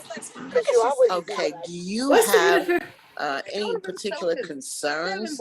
Somebody need to mute. Okay, yeah, I muted. Okay, because it's interfering with the. Okay, thank you. That you would like to address, or anything that's been weighing on your heart, or anything that's causing you to feel weighted, or anything at all?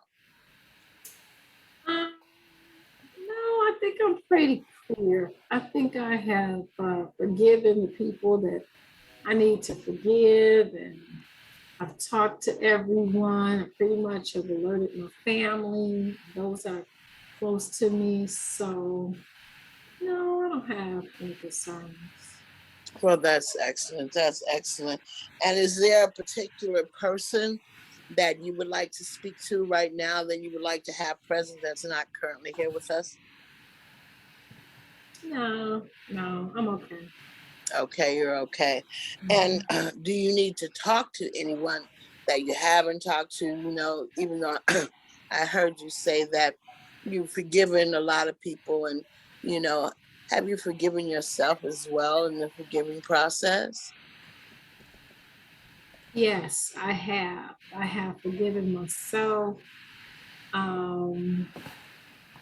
And no, there's no one, no, that I No.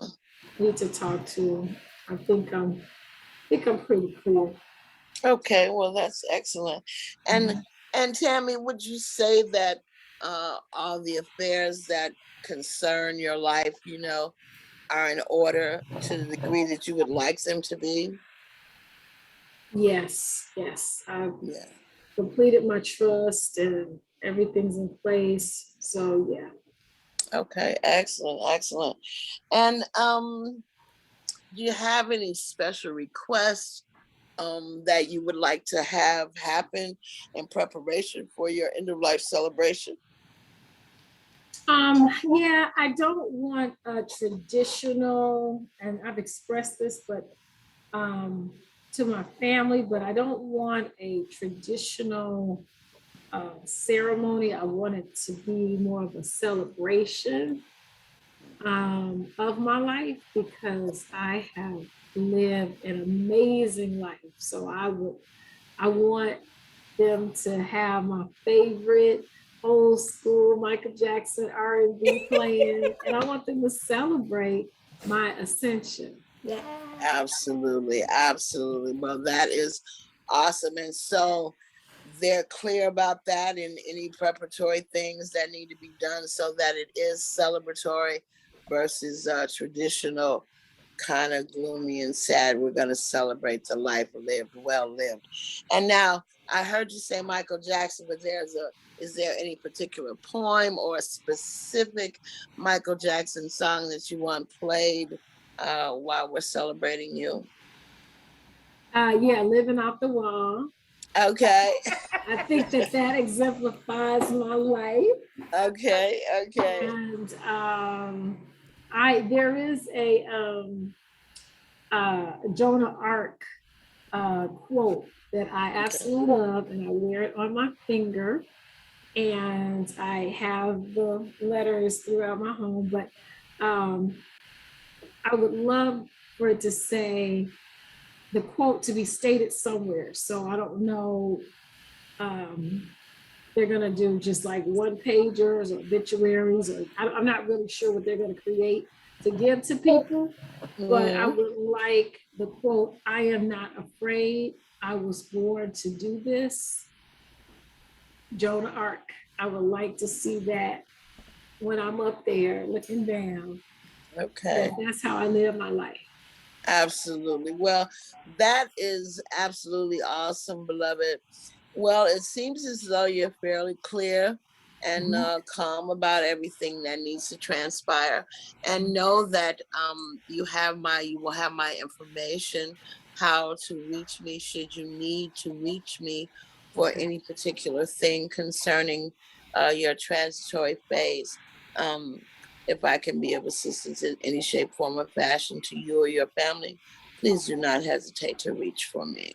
And I will check in with you as well periodically, because I understand that we have a minimal amount of time, but enough for us to stay in touch with each other.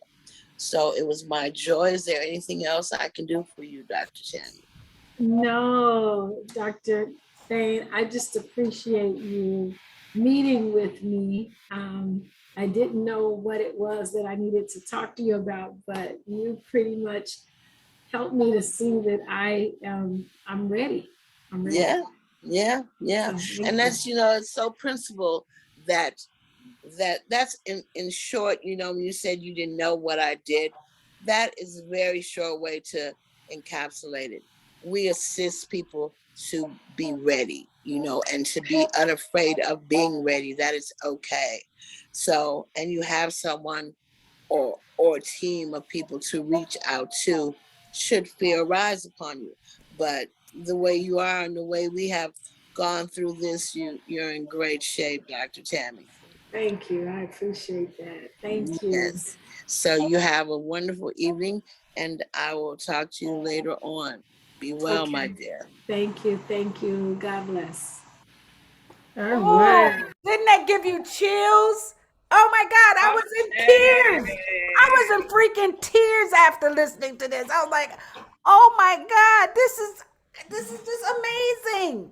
Dr. Marlene just, I mean, she just laid it out. I was like, you gonna be my death doula. Come on, counselor in the house. Come on. She was like, boom, boom, boom. You She know, was. oh, I just loved it. I Thank have you, a Dr. question. Marlene. I Yes. have a question. Mhm. When I had a hard time because I wanted to do that, but I had a hard time thinking about you know, I was like, oh, I need to find somebody that's about, but it was really wonderful that because Dr. Tammy, you were answering those questions like if you were really preparing yourself You were now. so sincere. Well, actually, we are. We are. That's why. Right. And Right. I So did not prep. I did not prep. I wanted to be authentic. So I like wanted to wear, you know, I did. I want because we are. that's So awesome. yes. That's Thank you. awesome. So we can do people that's 45 years old, 30, you know, 50. Wait, It doesn't, this idea was to work with your buddy. So they were buddies. So that's why that came up. And then Sylvia just asked, Shemsu-t, do you think it would be too much to ask to possibly record the deeper listening session with the client? No, I don't. Can you imagine having that recording and then having to have a conversation with the family about the services because they want to do what they want to do. Well, let me share this with you. Yep. that's beautiful. That's Yep. that's awesome. That's exactly what I But thought about. well, my And question that, is, but can we do this with people that's not even like we kind of like preparing people that's not even sick?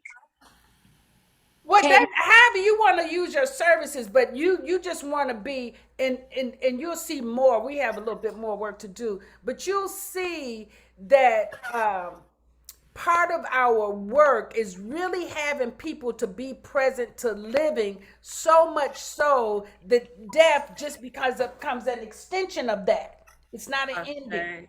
Ashe. It's a new beginning. Yeah. Like I even love the piece when Tammy, you broke down your tattoo. Like if I had the opportunity to record that with the client, I would take that snippet. That may be something that they like want to keep and hold on to. That's right. To know that like I'm good. Like I love that. Yeah. And play this song off the wall because that's how I live my life. Come on. I was like, oh, I gotta find my song. I'm like, I gotta find my end of life song. Y'all so goofy. Well, I'm gonna tell y'all now. Mine is Gypsy Woman. Thank you very much. Gypsy Woman. I love it. I love it. I This is just beautiful. love Mama Marlene. Yes. And I told Dr. Tammy that we doing this. We need to be doing this stuff for Marlene, okay? Because Marlene close to 120. But it was very good. It was a good thing to go through. I'm very glad that. Well, you were a great representation. Yes, she was. She took thank you. She helped me to be able to visualize, okay, this is what this needs to look. So I'm more confident about how to present. So I appreciate that, Dr. Marlene. Thank you. Beautiful. It's my joy. Okay, Dr. Tammy. So this is your landing page. Is this on your? Yep, it's on. So it's a landing page on your. So yeah, it's a landing page. So all my other services are here and products and all of that. So this was just kind of I did it as a tester. I'll be more. I'm going to bring this out probably a little bit more, but for the purposes of having something to display. Yeah. I just put it as a landing page, obviously not active, but I appreciated this exercise because what it helped me to see was I am not at this point able to really sit and be with people, as far as any type of long time or sit with them or anything like that. So my thoughts were more from a coaching perspective.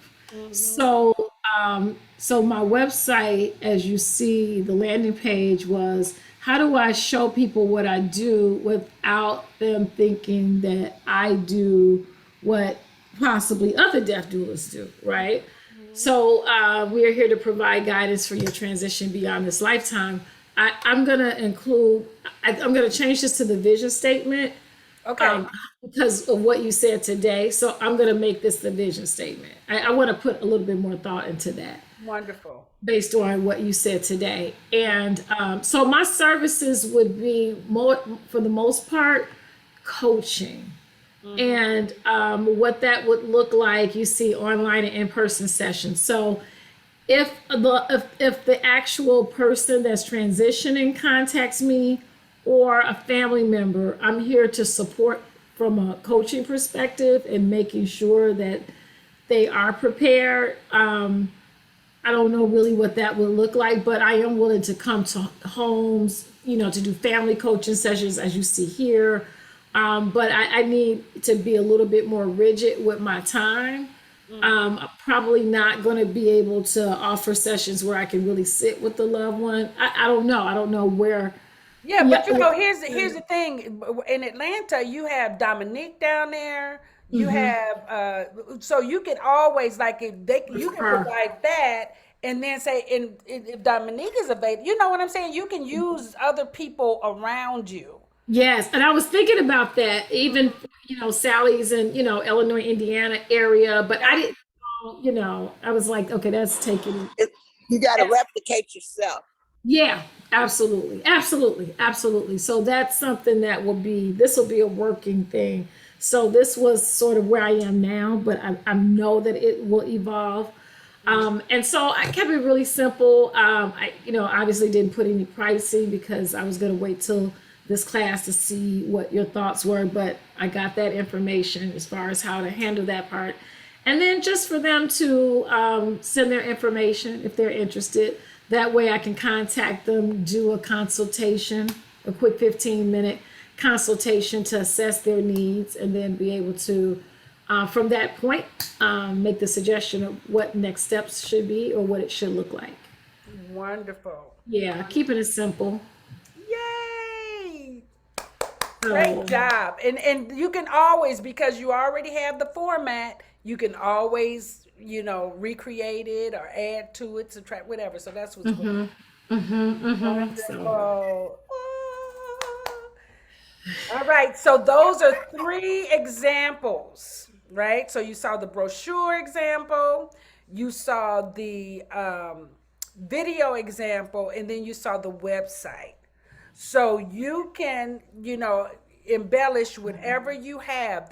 And remember, this class is not about grading or doing it right. It's about using it to create who you are in the deaf doula space.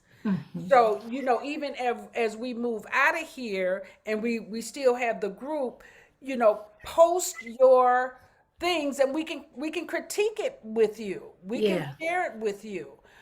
We can jump on a Zoom if you have something you want to show us, because now we are each other's community of deaf doulas. Yes, yes. We're a community of whatever name we come up with, transition Whatever. coach. I don't know. I'm already a transition coach, so I don't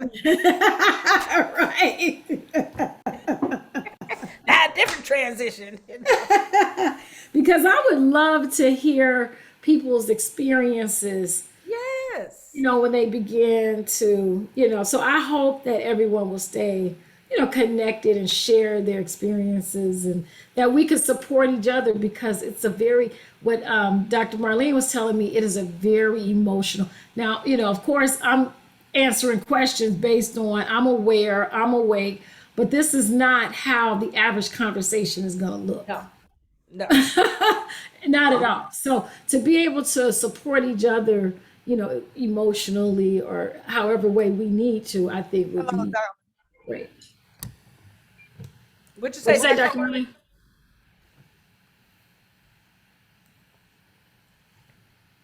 Oh, okay. Oh. Okay, Landa, go ahead.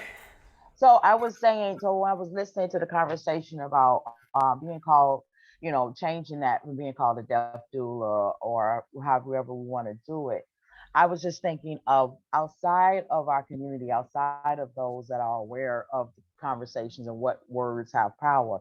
I think it will be beneficial because some people that do not understand, they will understand after the process, right? So being a deaf doula, saying that because that's a popular term, we understand that it's something else, but other people don't. Like you said something about grief counseling. We're not grief counseling. We can explain the grief services, right? So it's all about how we attract those who want to use our service without making it seem like we are like way above them, that we won't be able to understand them. So it's kind of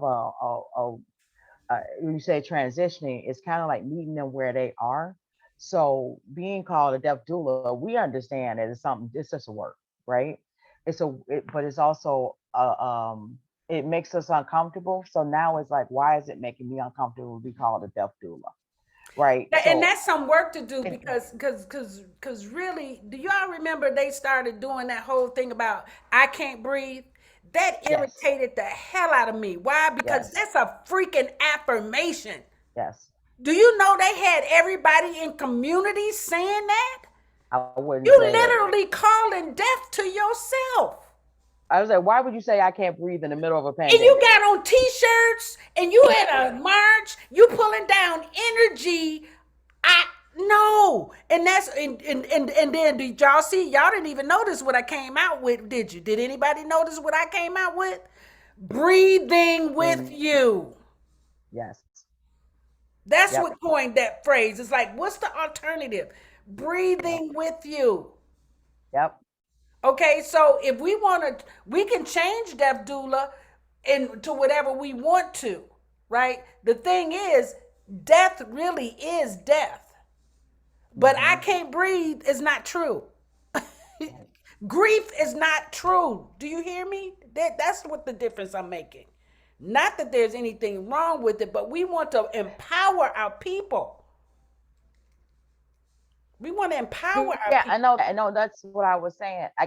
I get that. No, I totally get that. It's just that and meet them where they are. I heard also, you. Yeah, meet you where. Yeah, I heard. Right. You. Yeah. Mm-hmm. Yeah. I hear that. Right, but you won't see me wearing "No, I Can't Breathe" T-shirts or "I'm grieving." I'm just. When I hear grief, Go ahead. What, Tammy?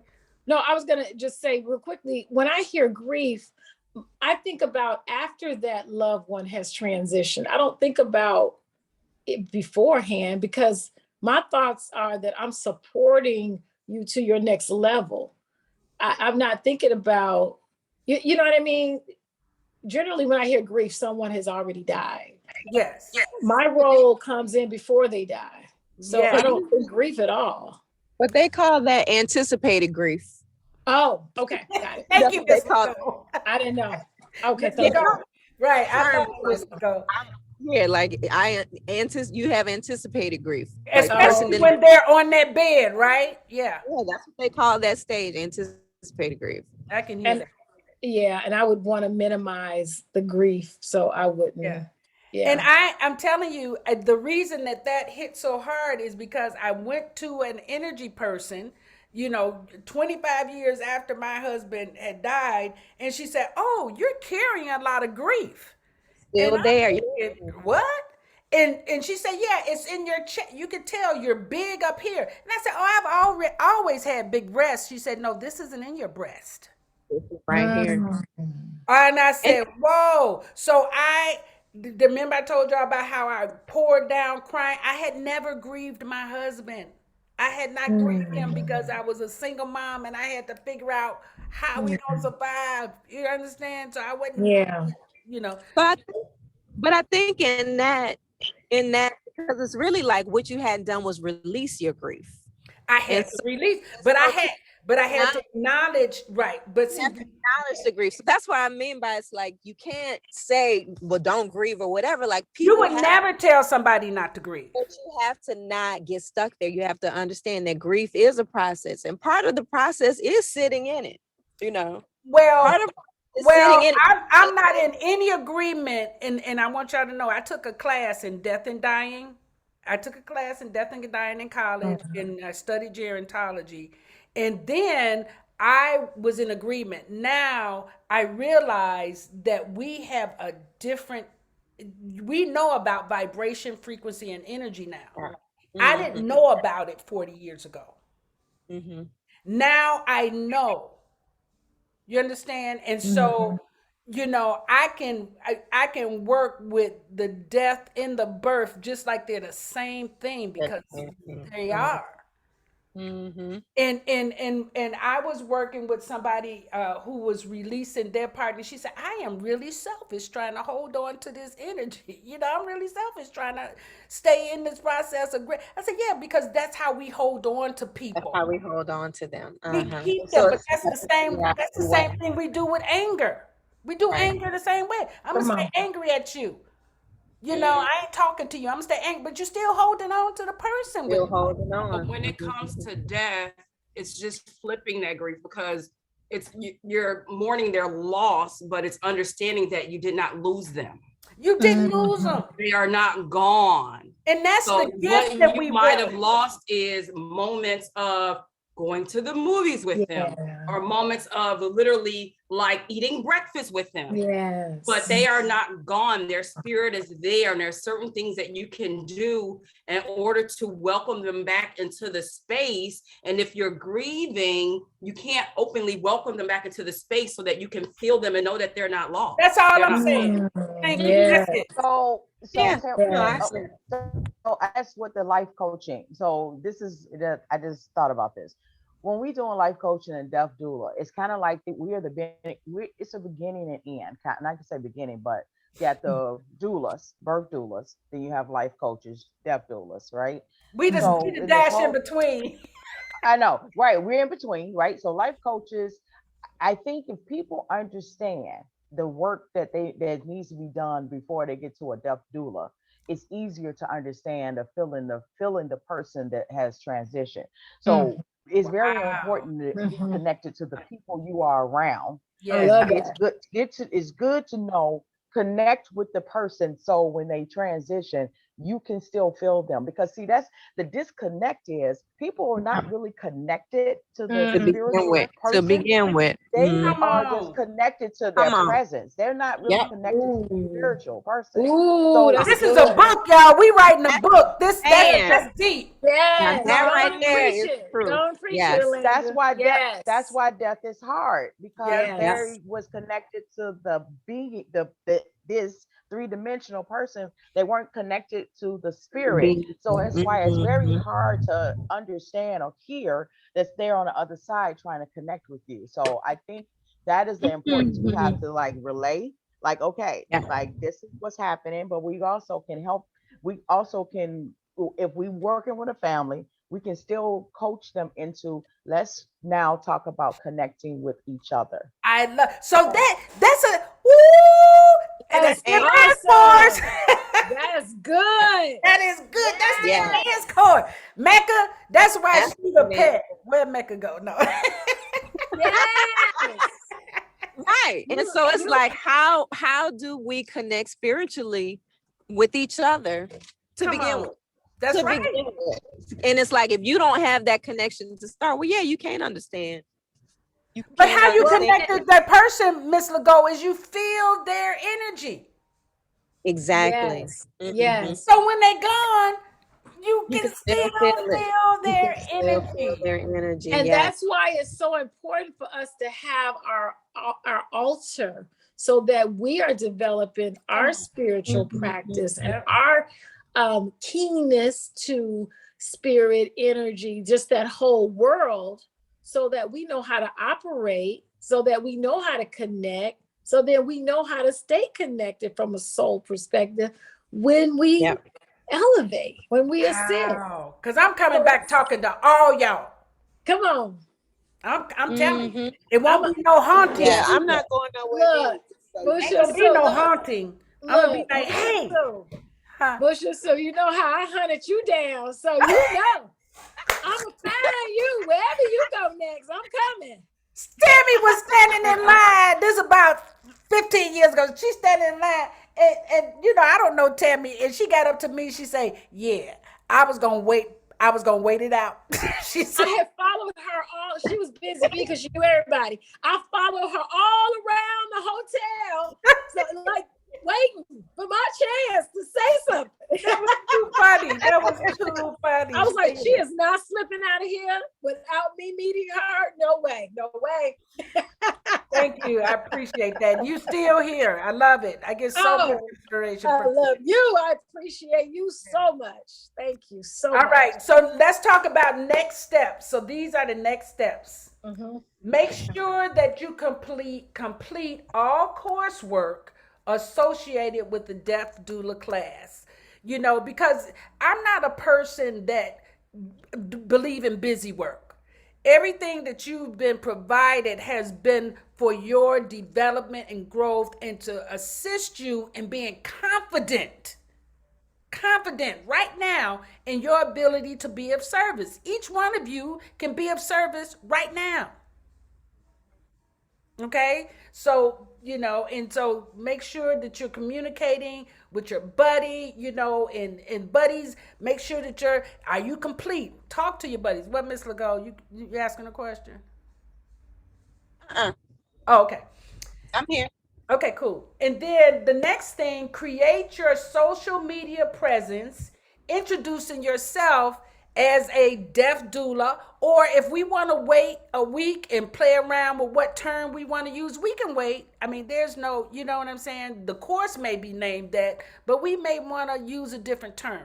So I'm not opposed to that. So let's, you know, use our group to, you know, brainstorm and see what it is we want to come up with. But your presence need to be on Facebook, Instagram, Twitter, web pages or other pages, YouTube channels. Everybody should create something similar to what, and it doesn't have to be that, but you want to 2 or 3 minutes introducing, you know, how to go next client, have to go. Oh, okay, Tammy. Yeah, so introducing yourself. Also, you want to begin to seek opportunities to be of service for people requiring end of life services. So you could be an earshot of somebody. And you know what I mean? So listen for that. How can I be of service? What will you continue to do to develop your craft as a death doula? You will have to listen for that. And again, we'll be in the group together and actually work on that together. Another chance for us to make a difference in our community. And I am really excited about this because I know it is so needed. And just from what you've displayed inside of your projects already tells me that people are going to welcome you and look for you. Okay. So here's the completion conversation for your journals. Are you more or less afraid of death? What is the most important thing you learned in this course? Will you continue in this group as you build your practice? And what would you like to add or change about this course? So you can answer those in your journal. You can talk about them in the group, however you want to do that. But I think it would support all of us to have that as a completion conversation. Is there somebody that wants to say something? They just burning to answer one of those or respond to one of those questions right now? With the journal prompt. I could. Okay. The one thing the one thing that I can say, impressed upon me much in this course was the fact that the gifts and talents that I have been operating in for a long time, and without a title, are definitely indeed, my gifts and my talents from spirit. I have even watching Tyler, I'm like, damn, I cuss so much, y'all. Like, damn, you can actually make money from, like people are, who is he that I can't do what he does when I'm already doing it just out of love, because that's where I operate from. I operate from the place of love. So within this course, even though I was resistant to it, I learned that a lot of things that I have already been doing in love is a thing. Wow. That's my thought on it. That's wonderful. And I like this idea, Alanda. Will these journal prompts be in the group? Yeah, let's do that, because I think you're an admin in the group. That'd be a great way to keep the conversation going. Go ahead. That was my question. But I also want to say, I had just thought about like 2 minutes ago, am I more afraid or less afraid of the encounters that I have with spirit? And it was so funny that maybe I'll say a week ago or 2 weeks ago, it was so many in the bathroom with me. I had to pull my I let the floor get wet. I'm serious, because with so many of them in the bathroom with me, I'm like, okay, I wasn't ready for this. And I pull the curtain back and I'm like, I'm just letting this floor get wet because you're not coming through the water. So, but a few days ago, I said, you know what? I have to just speak back to them and say, I'm willing to listen. What are you trying to say? Because I know you're not here to hurt me. So I go back and forth. So that was a beautiful question. Yeah. Thank you. And I think it's important because when we are present to where we are, it makes a difference when we're dealing with people. So the more secure we are, or that, we don't even have to be secure, because we can be afraid, but long as you know you are and pretending that you aren't. You know what I'm saying? So Oh, wow, that's great. Yeah. Just knowing where you are is the important thing about that question. In Alanda, these slides will be put in the group like all the other ones, so you'll be able to pull it, right? Right. So before we go, there's one final self-talk task. Just one.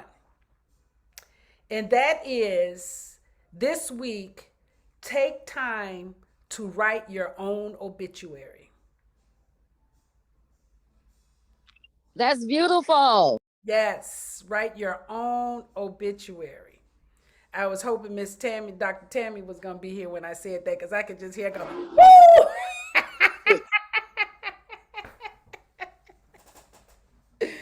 I'm gonna let y'all do a poem. We ain't having no written obituary. We're gonna party the Shaka Khan, the Gypsy Woman, and Black Magic Woman, and smoke weed. But then write your playlist then, whatever.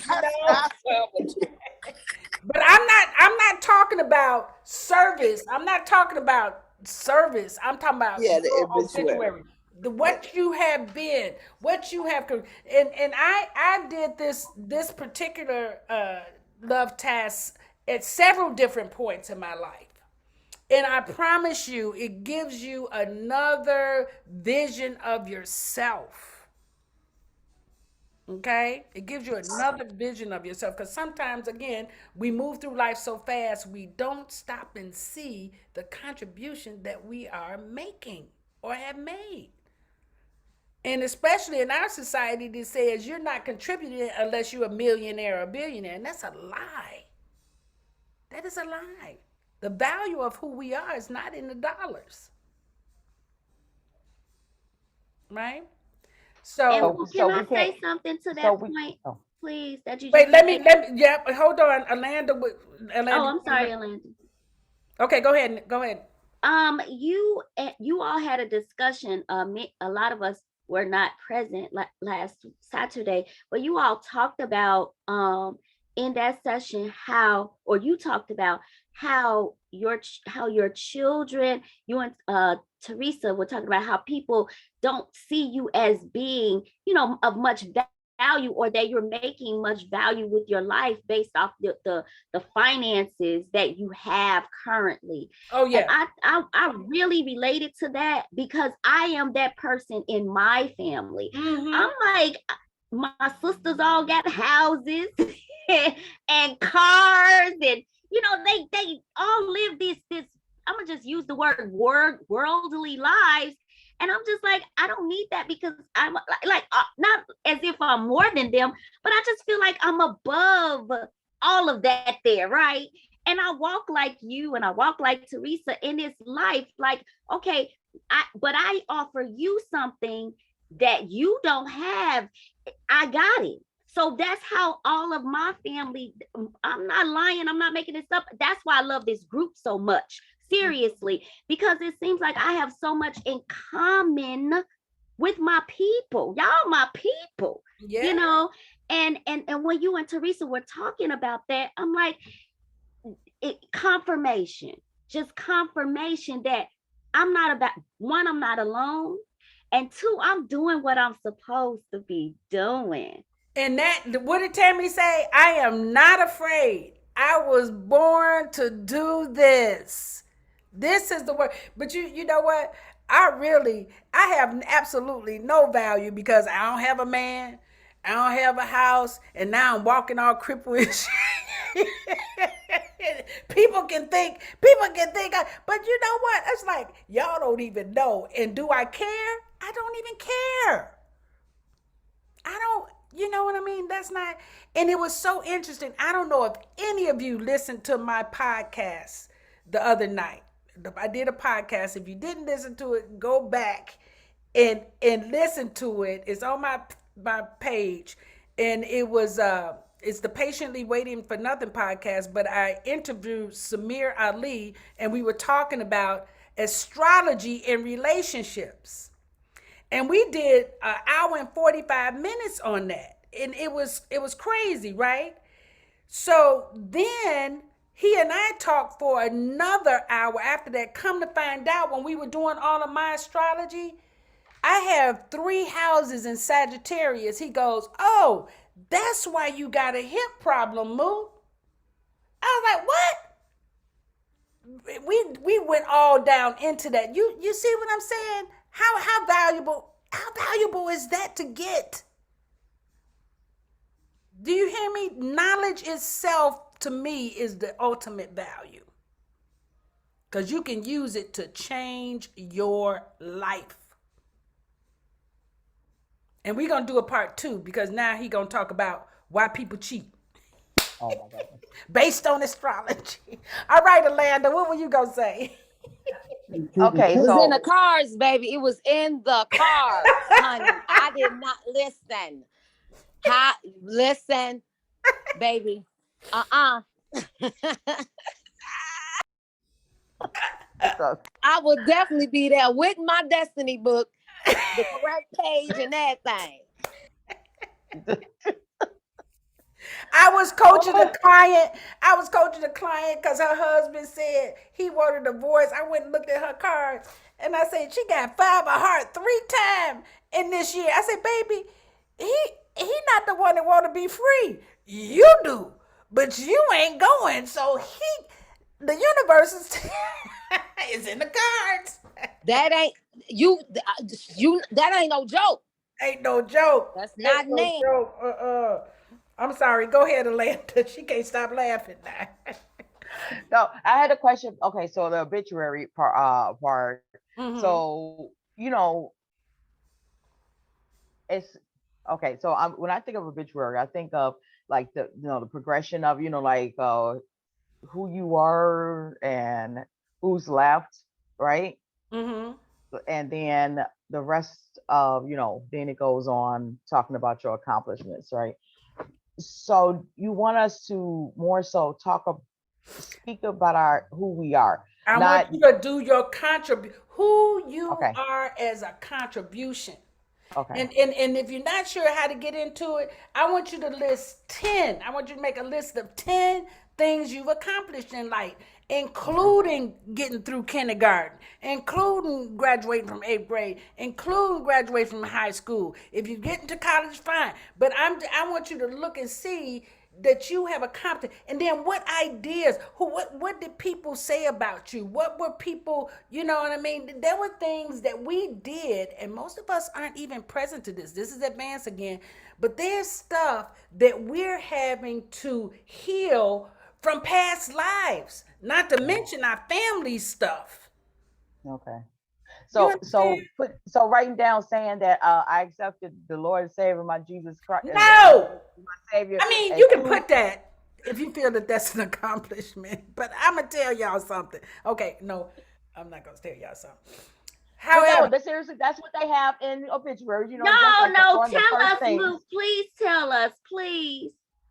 I just want y'all to realize that when they did that programming about Jesus Christ as our Savior, do you realize that they taught us not to save ourselves?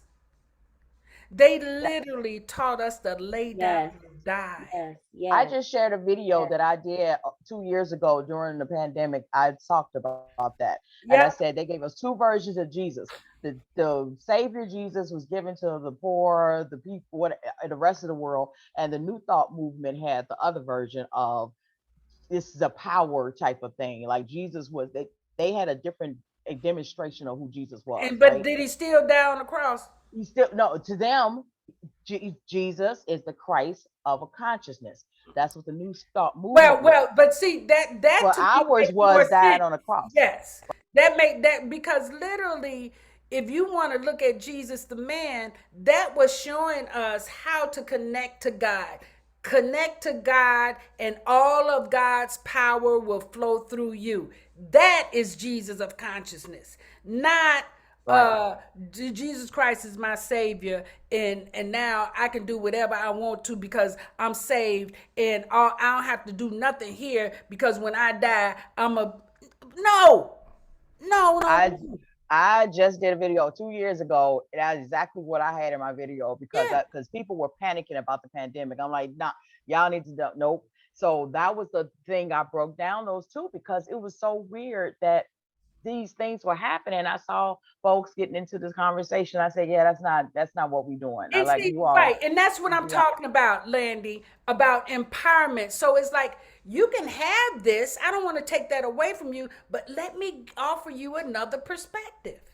And you can still keep what you want to.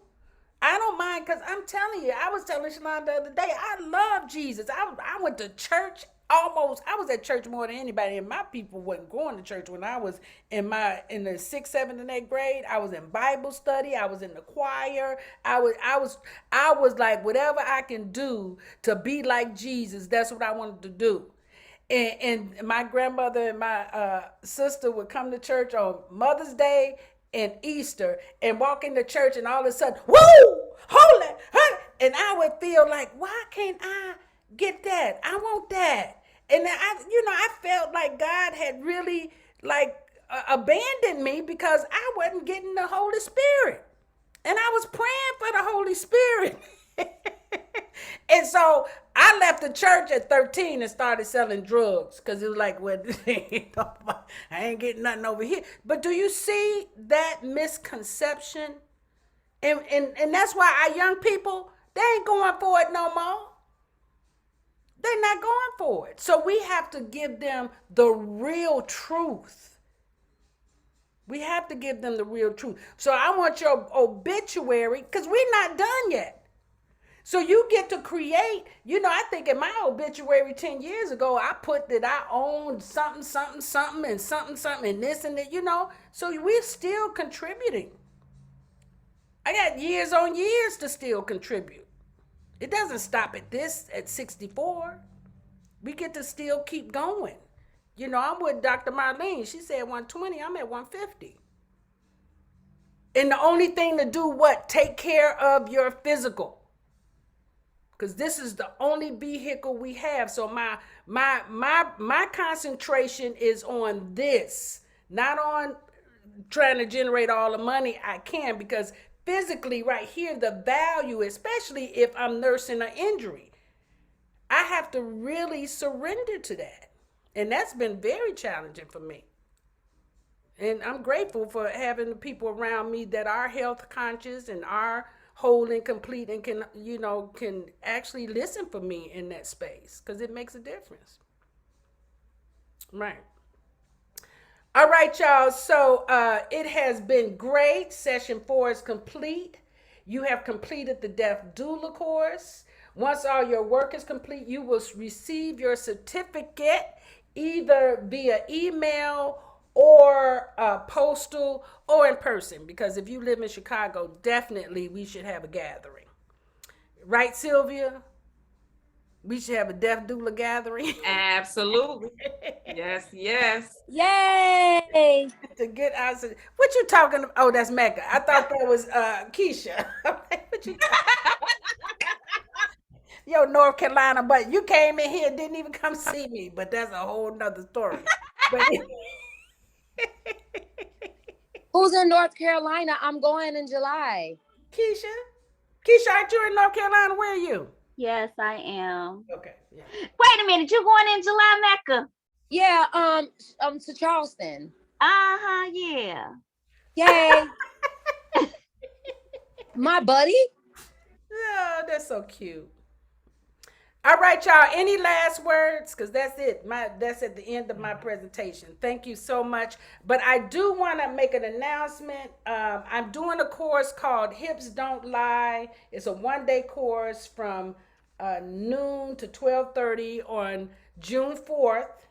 I think I forget what the cost is. I think the cost is $99. But guess what? It's my first Facebook course. They have actually invited me to be a Facebook instructor. Oh wow! So this is the first time that I'm actually going to use Facebook as a course. So we'll see how that works. And it's $99, and you get to register through their process. So we'll see how that works. And then I'm doing the actual Death Doula course again. And so, those questions that you answer, will actually help me to improve the course. So I want your input. It's very important to me. That date, the first date is June 11th. The next date is June 18th, then June 25th, and then July 9th is the final date, because we won't do anything 4th of July weekend. Moot, I have a question in reference to the assignments. Yes.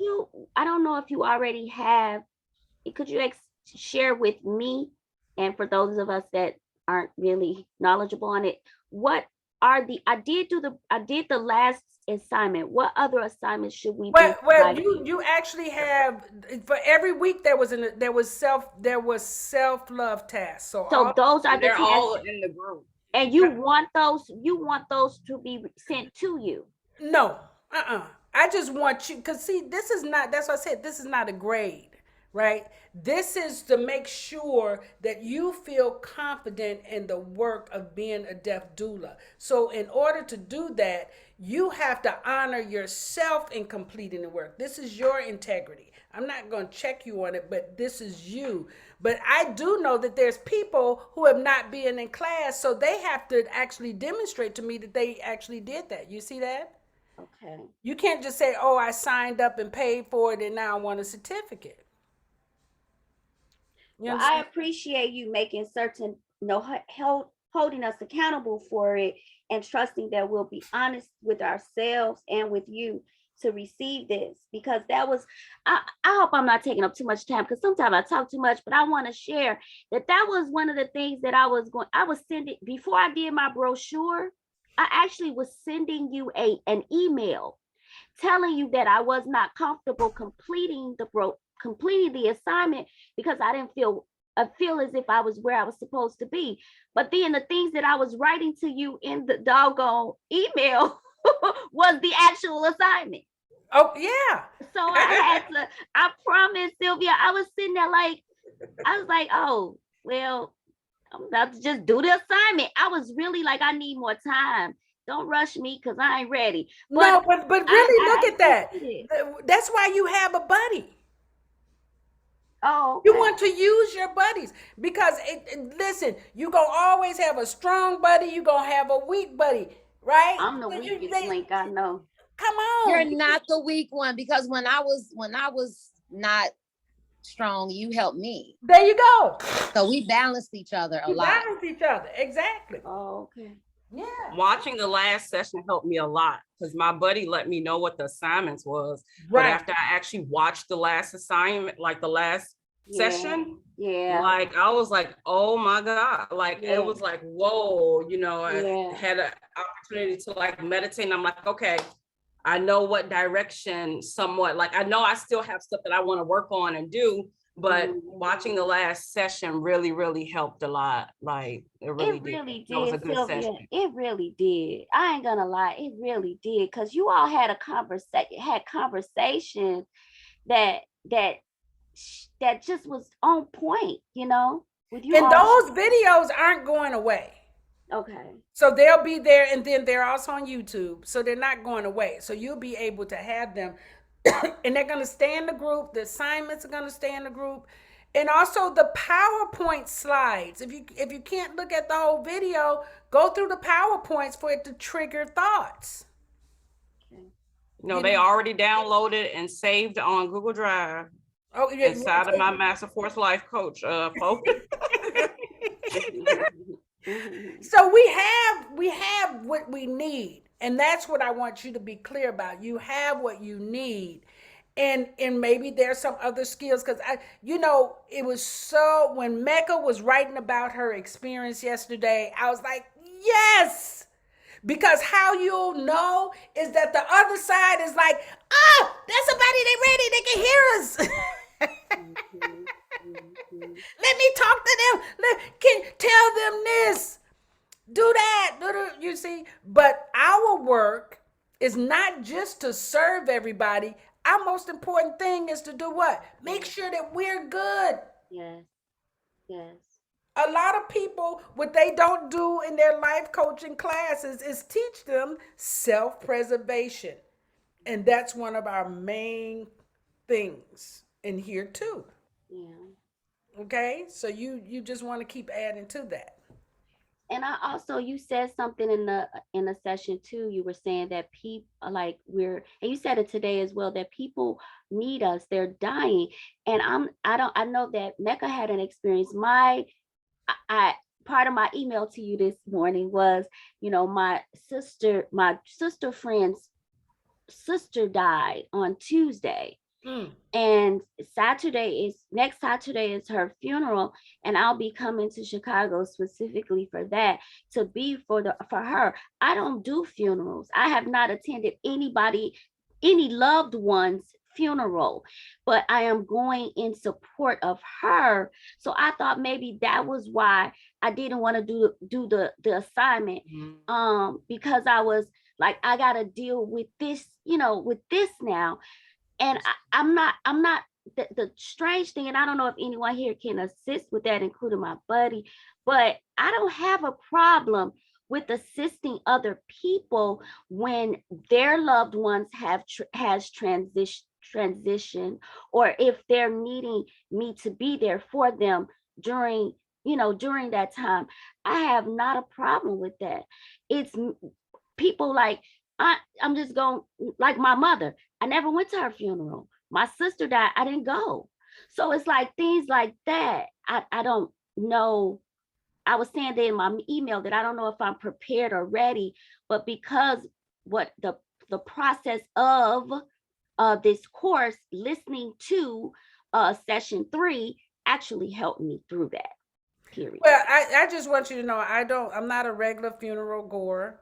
And even when my sister transitioned 3 years ago, I was in the church, but I was downstairs with Shalonda and Angie and Kathy. We were getting the reception ready, or whatever, the repast ready. I'm the repast girl, yes. Right. And they came and they like, why you not upstairs? I said, first of all, my sister's not up there in that casket. My sister right down here telling me, remember to do this and do, because I'm not in the tradition of death. Right.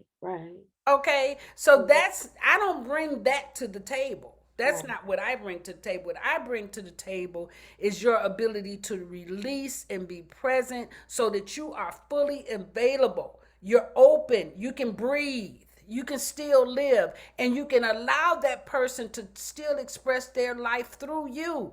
Yes, yes, yes. This week, my Alanda's mother, who was my best friend in the family, best friend, she been with me all week because why? Her granddaughter graduated on Sunday, and then her other daughter had her first daughter, and all this week she been like making sure that I was there. She telling me, I was just like, I was so full. I ain't talking to nobody. It's just me and her. Mm-hmm. You know what I'm saying? And that's because I was available. I was available. And when Alanda's ex-husband called me early that morning, and I'm like, oh shit, I hope it ain't no bad news. Because in my family, that's the only reason people called you, right? And he said, I just want you to know, Nadi just went to the hospital. I'm like, woo, okay, well, let's go. And then I called, who was assisting her. I said, listen, rub her leg right here. Well, she ain't gonna let me do that. I said, you ain't gotta tell her. You just rubbing. Because there's a pressure point. I say, if you don't do that, they gonna do this, and this, because they get paid for all the services and how long you stay up in there. And we don't even realize that we feed into their bull crap because we don't know. Baby, she got the rub in that baby. By the time I got home and they said the baby coming, I'm like, what? Oh, same day, few hours later. And this was her first. I was like, thank you. You understand me? Yeah, That's that was being good. a baby. It was so good because It was good. Aretha said, well, she was a hard baby. She took her 2 or 3. She was. But I did not have that because I bought into that because if I went on and fought him to have her 3 weeks before, like I wanted to, we would have had her earlier. So when you called me that morning, I saw the message. I said, uh-oh. That was our first response. Like, uh-oh, yeah, what happened? Yeah. But you were the only person that called. I said, okay, no one else called me. So it must be something's going on, but it's not bad, right? Yeah. So when you said, I was like, okay. I said, so that was a conversation that I had started relaxing in. Like, this is it's okay because good news still comes like that too. Good news can My come biggest like this. thing in our life, my Yeah. biggest thing has been releasing anxiety. Yes. Oh my Because gosh. it's been that's my whole childhood was that. So yeah, Yes. so that the people on the other side are assisting us is the point that I was making. They're assisting us. Yes. Yes, they are. Keisha, they're assisting us. Your mom is assisting you. Your sister is assisting you. So, allow that process. And especially as empaths, we require that type of assistance. Are you over there crying, Keisha?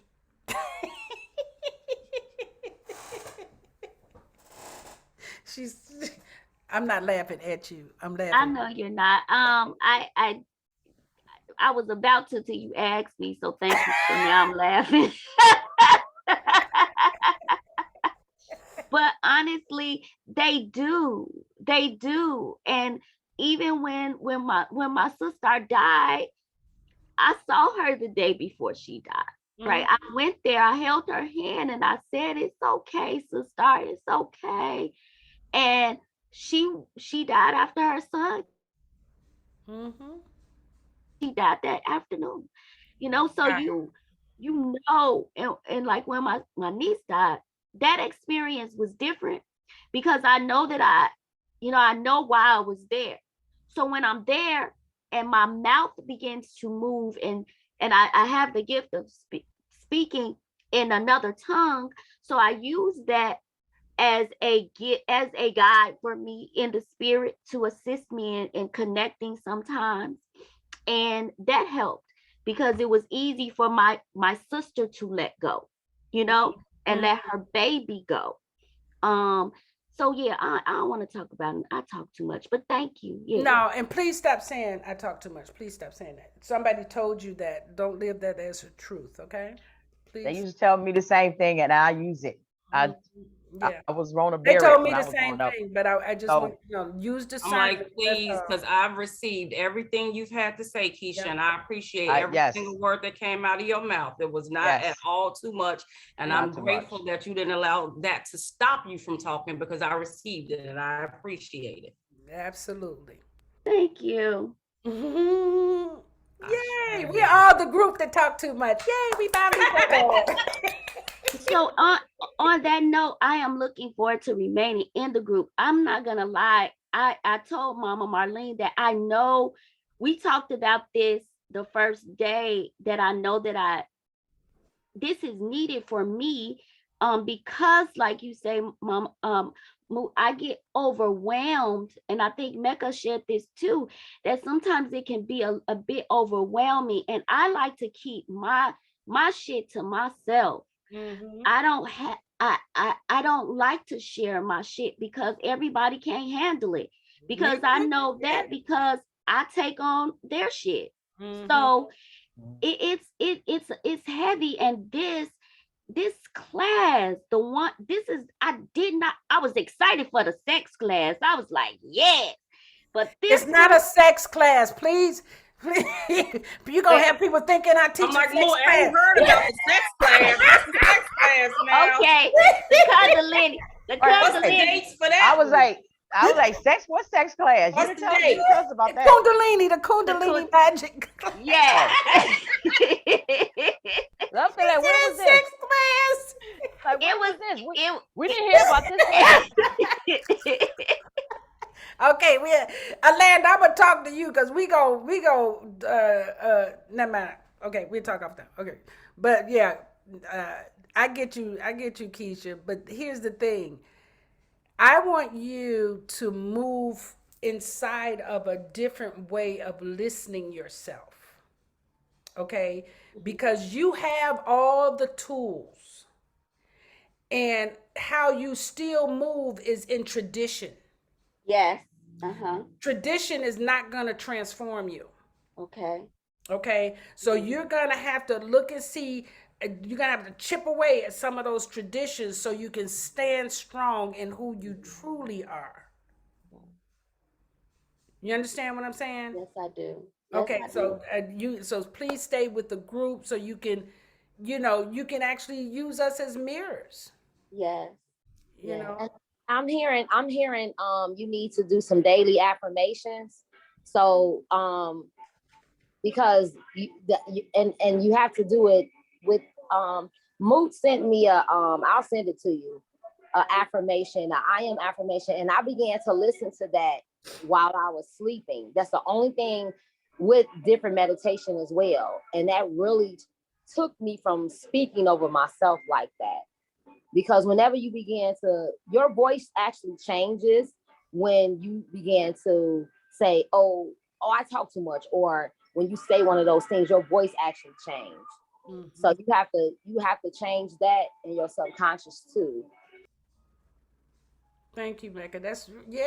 And I promise you, all of us have those recordings from our childhood. I'm still having to hold that 5-year-old and love her instead of rejecting her and telling her she ugly and stupid and black. And you have to go back and release those. You have to consciously release them because they are still playing havoc in your head.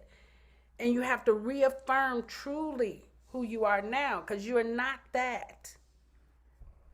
And we have moved eons beyond our family. You said it, Keisha. Yes, yes. Yes. Okay. Yes, ma'am. Yes. All right. All right, y'all. I'm gonna let y'all go. I'll put the recording in the group along with the what you call those slides.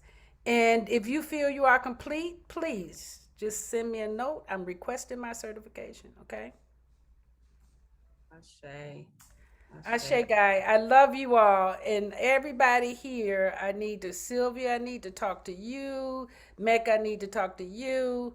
Keisha, you coming in town, need to talk to you. And Shalonda, I already know I'm gonna talk to you. Okay, y'all. I'll talk to y'all. The funny thing is I planned on getting off and calling you directly. That's all I'm talking about. Okay, You y'all. want the call today, Move? Yeah, yep. Okay. All right, y'all. See you later. All right. All right, bye-bye.